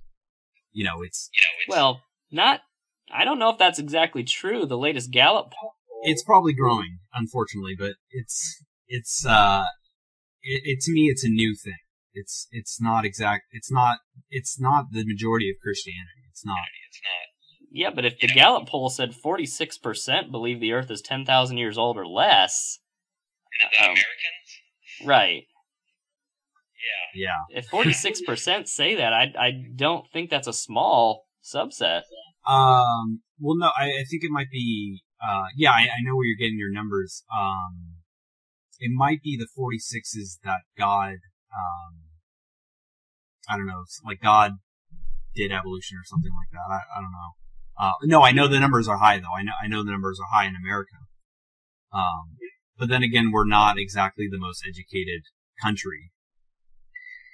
So, I mean, there's that. Well, so you're just saying that, they're both assumptions, but one's not. No, I'm not saying that. They're both not on the same level, and science has the fewest assumptions. If you want the fewest assumptions anywhere, you go to science. Those are not assumptions. People don't just assume stuff. Like, this isn't like trying to figure out history. Like, this is based on the evidence. That sort of thing. As long as you agree with naturalism and uniformitarianism. I'm sorry? As long as you accept naturalism and uniformitarianism. It's not like you're accepting those. What's the, that's the default position. That's accepting the sun is hot. That's the default position, there's no... But that doesn't make it true. It's valid. No, I'm not saying that, therefore, that rules out supernaturalism. I'm just saying the reason why we assume that is because that's the default position. There's no alternative. I mean, not saying there's no alternative. I mean, how do I put this? It's like the default position. I assume I'm a male. It's like, that's where you start from. You start from, you don't know anything, let's figure it out. The universe exists, let's figure it out. That's where you start from. But maybe just assuming that science is the only way we find that out is faulty to start with. Well, that's the thing. If you have an alternate method that isn't the scientific method, I would love to hear it. That so far science has proved itself over and over. The fact that we're talking to each other, science has proved itself over and over again. You know, so far it's our best method. And I haven't mentioned it, and I'm trying to wrap up, but it's funny, whenever you talk about this topic, more and more things tend to come up, and we haven't talked about it yet. And I know Ken Ham talked about it a lot in debate, so we both saw it, is this distinction between observational science and historical science. Yeah, and that was a faulty twisting of, you know, that's his own way of twisting his words right there. That's twisting what is true, basically. Well, we can't, I mean, it's not that hard to understand. I mean, we definitely don't observe dinosaurs dying, so we are making assumptions. You know, we did not see that fossil get buried. We didn't see any of it. We simply just did not observe it. It's not observable. It's not repeatable. Yeah, but that's how we convict murderers. You know, no one saw the crime happen. No one saw the murderer kill him, but based on the evidence, this suggests that guy did it. That's how we work. What if the evidence in that criminal case suggests one thing, and then we find that an eyewitness comes forth, and their testimony doesn't contradict the evidence, but it makes us look at the evidence differently. And we say, oh, we didn't see that before. Eyewitness testimony is horrible. That's like one of the worst ways to. That's like one of the worst ways to determine facts about a case. Yes, but but I'm saying you of course you would dismiss the eyewitness testimony if it contradicted the conclusion, the evidence you had. But if their eyewitness testimony came along and just made you look Confirm at the evidence and see it but differently, that wouldn't. It would corroborate the evidence. But that wouldn't. I mean, that ultimately it is the evidence. You know, ultimately it is the evidence. You know, I mean, give me the example of like an eyewitness testimony. Like what do you like? Give me an example. Like you get an eyewitness testimony. They agree with the evidence, but you know, I know your analogy. They give one more detail that you didn't know about that kind of flips the whole meaning of the evidence around. But let me give you a better example, because this is my classic example when it comes to historical observational science. Okay, you're going to write a book about the Civil War. Okay, you're going to go write a book about the Civil War. We don't know. Let's just say we don't know anything about it. You're starting from scratch. So you go to a battlefield, and you look at the rocks and the bones in the ground. What are the conclusions you're going to come up about the Civil War? You're going to write something about what happened there. Do you think your story is going to be complete? Do you think you're going to have the full picture? No, history is not an exact science. History is not. Okay, this is the example. I mean, as historical science is what we're claiming.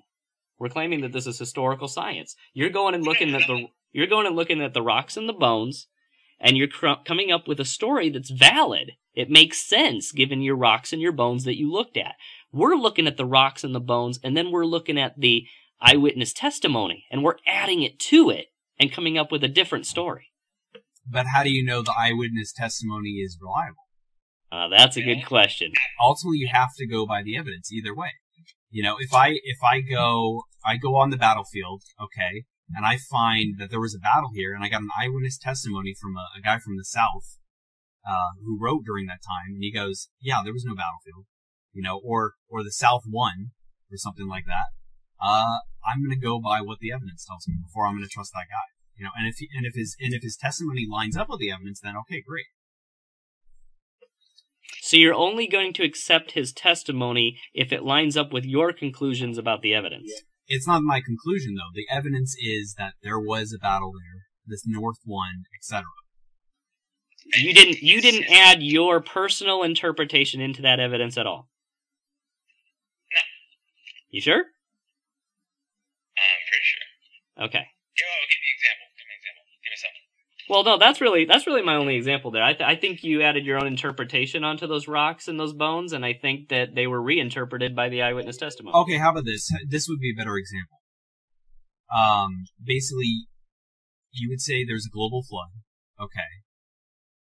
So the analogy would be, you would say there was a battle here. I go to that field, and I don't find any evidence of a battle.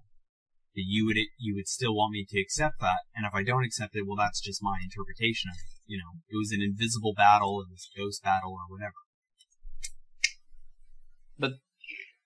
But there would be evidence there. Maybe I didn't follow you, but there would be evidence there.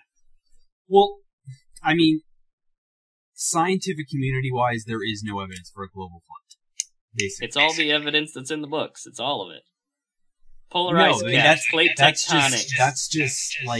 That's like the Bible says, there's a sun and the moon, and hey, look, you look outside, there's a sun and the moon. You know, that's just like confirmation. That's like just already what you know, basically. No, the fossils, right? The fossils that would say a global flood. Yeah, everything we keep finding in science keeps aligning with it if it looked at through the Bible first. When we found out about plate tectonics, well, that makes sense. The fountains of the great deep burst forth, broke apart the continents. That makes sense. The fountain?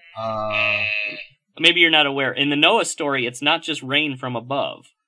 It's water from below. Yeah, okay. That's kind of like with that picture I showed you. With the Hebrews, you know. That's sort of that, picture. But, wait, so where did the water come from then? It came from the middle, it came from the center of the earth? There was water, because according to the Bible, the earth was made out of water. So there was, there was still water in the earth and above it. So it would have been both is where it came from. But, I mean, the other thing is just, polar ice caps. The Ice Age, all these things we would expect if there was a global flood. We would expect those things. You know that scientists agree that there was a global flood on Mars where there's not a drop of water? That's not necessarily true. And the Earth is... What? The Earth is 2/3 water, and they don't think this planet was ever flooded. That's amazing. Wouldn't that be like one of the most amazing things to discover? And the whole Mars thing, like, I'm sure you're getting that information from Answers in Genesis. You're getting like a website like that. Doesn't mean it's true. Okay, I'll give you that one. Yeah, like a global flood on Mars. Wouldn't they be like, where did the water go? Like, why would there be a global flood on Mars? You know, there's so many questions to arise from that. You know. Well, what they would probably say is that it probably, you know, dissipated, went out into the universe, and came in here and caused our oceans. They don't know where the water came from here either. Well, we know how water is formed. You get hydrogen and it's H2O. You get air and hydrogen or something like that, and that forms water. You get those two components and they form water. The things that are in the geology textbooks is what I was talking about, though. The Ice Age, in fact, the polar ice caps, plate tectonics, fossils even. Oh my goodness. There's a Here, let me give you an example to that. So you're saying, fossils, like, this is what we would expect if there was a global flood, right? Okay, so if I was a Mormon, alright, and if you know, one of the beliefs in Mormonism is that when you die, you get your own planet. You know that belief? Yeah. So, if I was a Mormon, you would expect to find a bunch of planets. Because we're all gonna get planets, right? So doesn't that confirm Mormonism, by that logic? Right. You know, I was actually talking to two Mormons 2 weeks ago, these two girls, and I told them that basically scientists recently discovered that there are 700 planets just in our galaxy, and there's estimated about 50 billion in our galaxy, just in our galaxy. Yeah, if you're a Mormon, that just confirms what you already believe right there, based on that logic. But it doesn't disconfirm a biblical. No. Well, I don't know, but I'm just saying, by that logic, if the fossils are going to confirm the flood, then by that logic, the multiple planets should confirm Mormonism. Same logic. Yep, that's true. Yeah. So it's basically what you already think, you know, because there's really, there's never going to be a disconfirm, you know, like either we're going to find Jesus's grave or we're not going to find his grave. We're not going to find something that says, no, there is no grave here, you know. If something isn't there, we're not going to find it. And if something is there, we're going to find it. And of course, not to get off topic, but it wouldn't matter if we found it anyways. Yeah, that would have proven it. But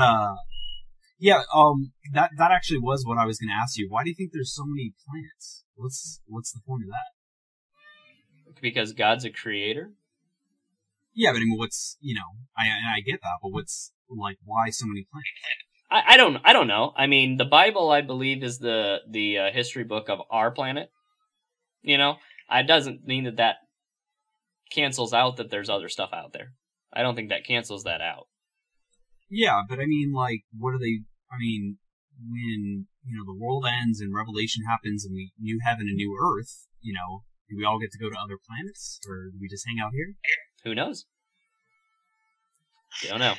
I mean, I'm thinking I should be a Mormon, to be honest. I mean, I think that makes a lot more sense. Then you don't have. Well, technically, the Mormons don't take a position on creationism. Yeah. But, no, I know. Yeah. Now you got your own inconsistencies there too, but it's. I don't know. I'm just teasing. I'm just teasing right there. But yeah. Anyway. So I mean, in the end, I mean, you're talking about the fossils, and you're talking about I'm talking about plate tectonics and stuff like that. What I'm getting to in the end is that it's interpretation. How do you interpret? It's not just the evidence, because the evidence itself doesn't say anything. The rocks. Yeah, I've heard that one. But I mean, the bones don't say anything. The trees don't say anything. None of them say anything. Scientists say stuff about. I mean, like the tree ring thing. You find a tree with 9,000 years old. The tree's not saying anything. It's just 9,000 years old. Is it wrong for me to interpret that as 9,000? The tree is not 9,000 years old. The scientist is saying the tree is 9,000 years old, and here is his logic for coming to that. Then you can agree with that, or you can dispute it like I do. Understand the logic? The tree is just a tree. 100-year-old. So no, the evidence itself doesn't prove it either way. The evidence is just the tree. Then the scientist says that tree's 9,000 years old, and you believe it or you don't. Based on the rings, though. Based on their interpretation of how rings work. Based on we have, if I gave you 1,000 trees, okay, wouldn't you agree we're going to accurately get their age right? If I give you 1,000 trees, we're going to get their age right based on their rings. It's not like this is the only tree ever that we've measured rings. We've done this a zillion times. Right, but the same concept applies. You're judging the past based on the present. The way tree rings form today, you're judging the past on that. I can't confirm that. How can you do that? There's no evidence to suggest that actually trees do form faster or slower, etc. We only can go by, like I said, the evidence. We can't go by on the maybe disevidence. If there is evidence that trees in fact can, every tree we find, it doesn't work like that. I know we can't prove it because it's historical. We can't prove historical science one way or the other, I don't believe. I mean, this isn't a historical. We're just looking at tree rings. We're not trying to figure out what happened in history or something. If you didn't see those tree rings form, it's stepping into history though. It's stepping into stuff you haven't seen. Okay, well let me apply Occam's razor to it, right? I got 1,000 trees over here. They all got 100 rings and they're all 100 years old. And I got a couple over here that are 200 years old. I got some over here that are 500 years old. And I got this one that's 9,000 years old. I'm supposed to accept the other ones actually are accurate dates, but this one I'm not supposed to accept that it doesn't have accurate dates. And then I have to add, you have to add all this other stuff, the flood and the tree rings went faster. I mean, you're adding all of these steps just to make so it can fit inside of the story. I'm all saying that's fine. Your logic is fine and your conclusions are fine. The only thing is that it doesn't prove creationism wrong. It doesn't make it a fact that tree's 9,000 years old. It just makes your logic correct. Let's say you agree with me 100% that tree is 9,000 years old. What would you say to that? If you go, okay, this has been totally confirmed, I mean, that's what it's known for. What I would say is there's no way to confirm that. There's no way to confirm that. You have no idea how fast those tree rings formed. But then there's no way to confirm any tree ring by that logic. There's no way to exactly. We can't even.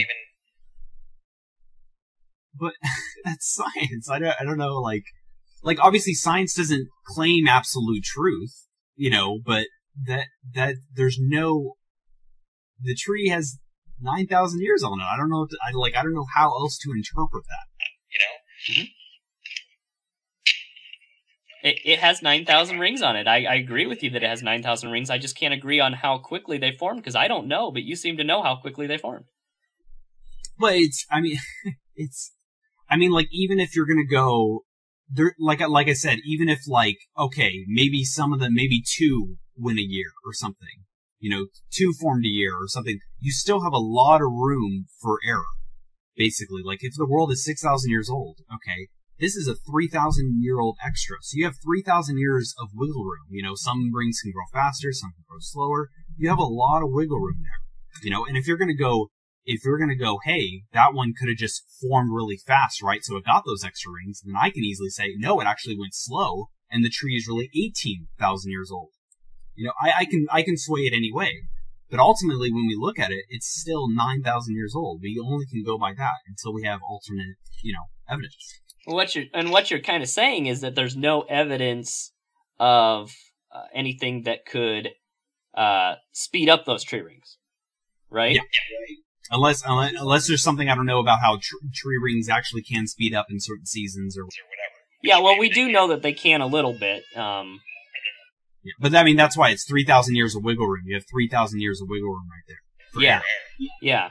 I think my point is just extremely simple. I mean, I've never said that any of evolution's logic is stupid or throw it out the window. It all makes sense. It all follows from your assumption. Your assumption is that one tree ring forms a year. There's 9,000 rings on that tree, therefore it's 9,000 years old. It's actually 9,500. Okay. And there's nothing wrong with that logic.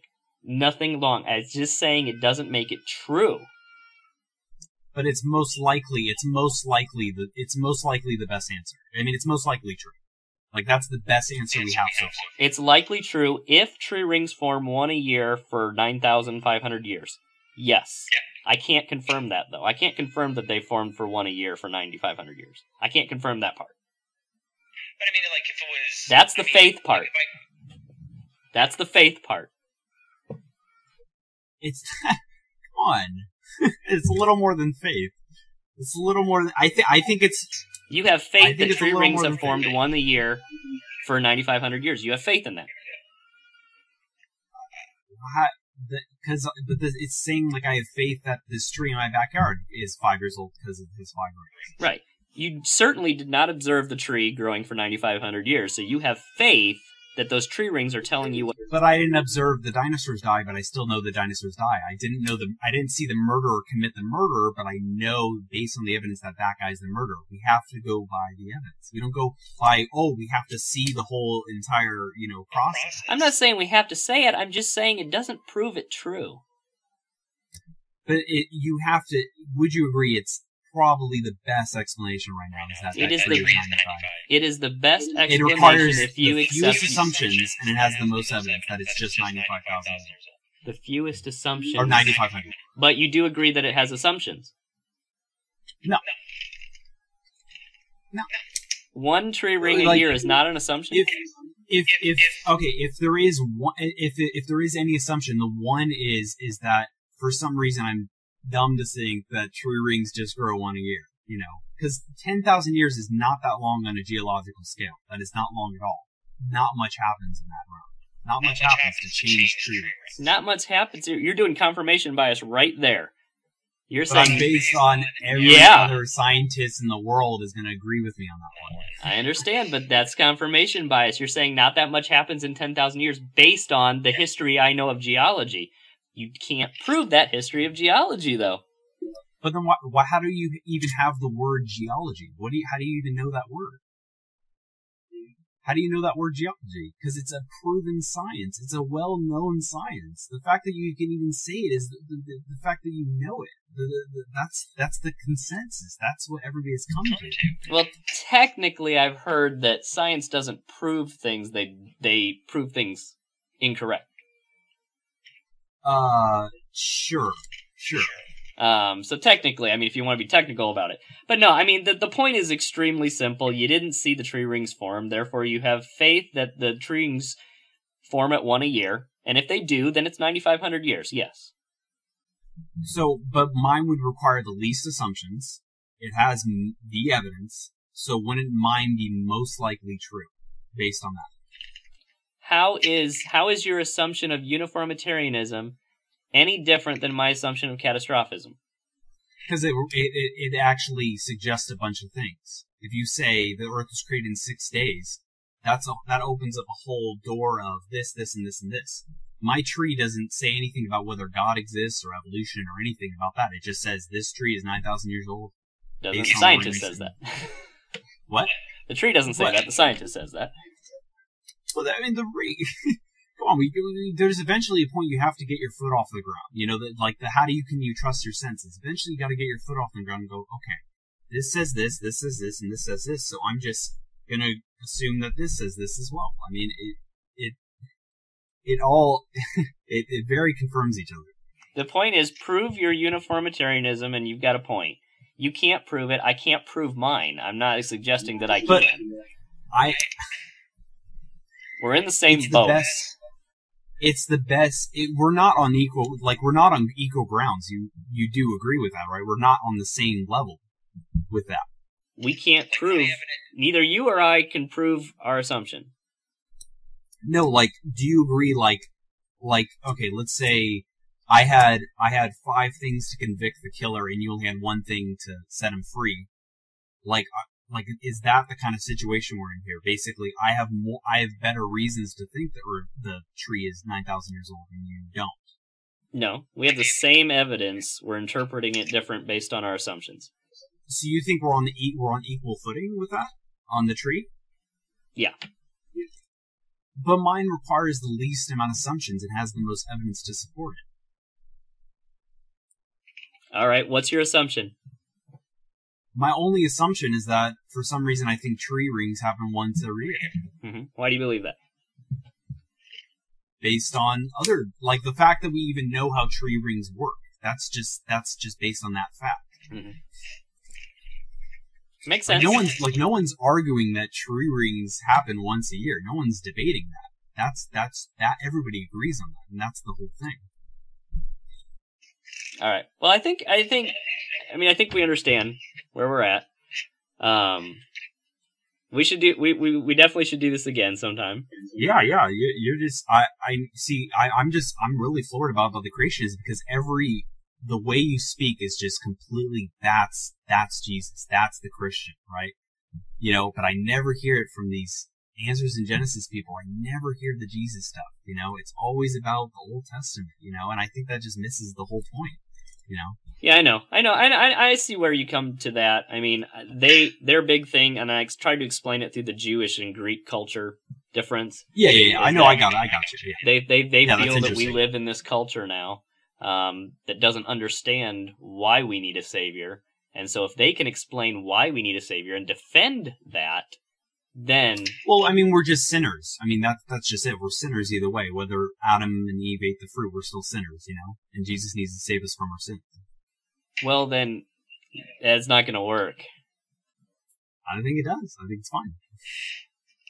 It's true, but it's not enough, because eventually you're going to question, why did God make me this way? Why did God make me so horrible that I need a savior?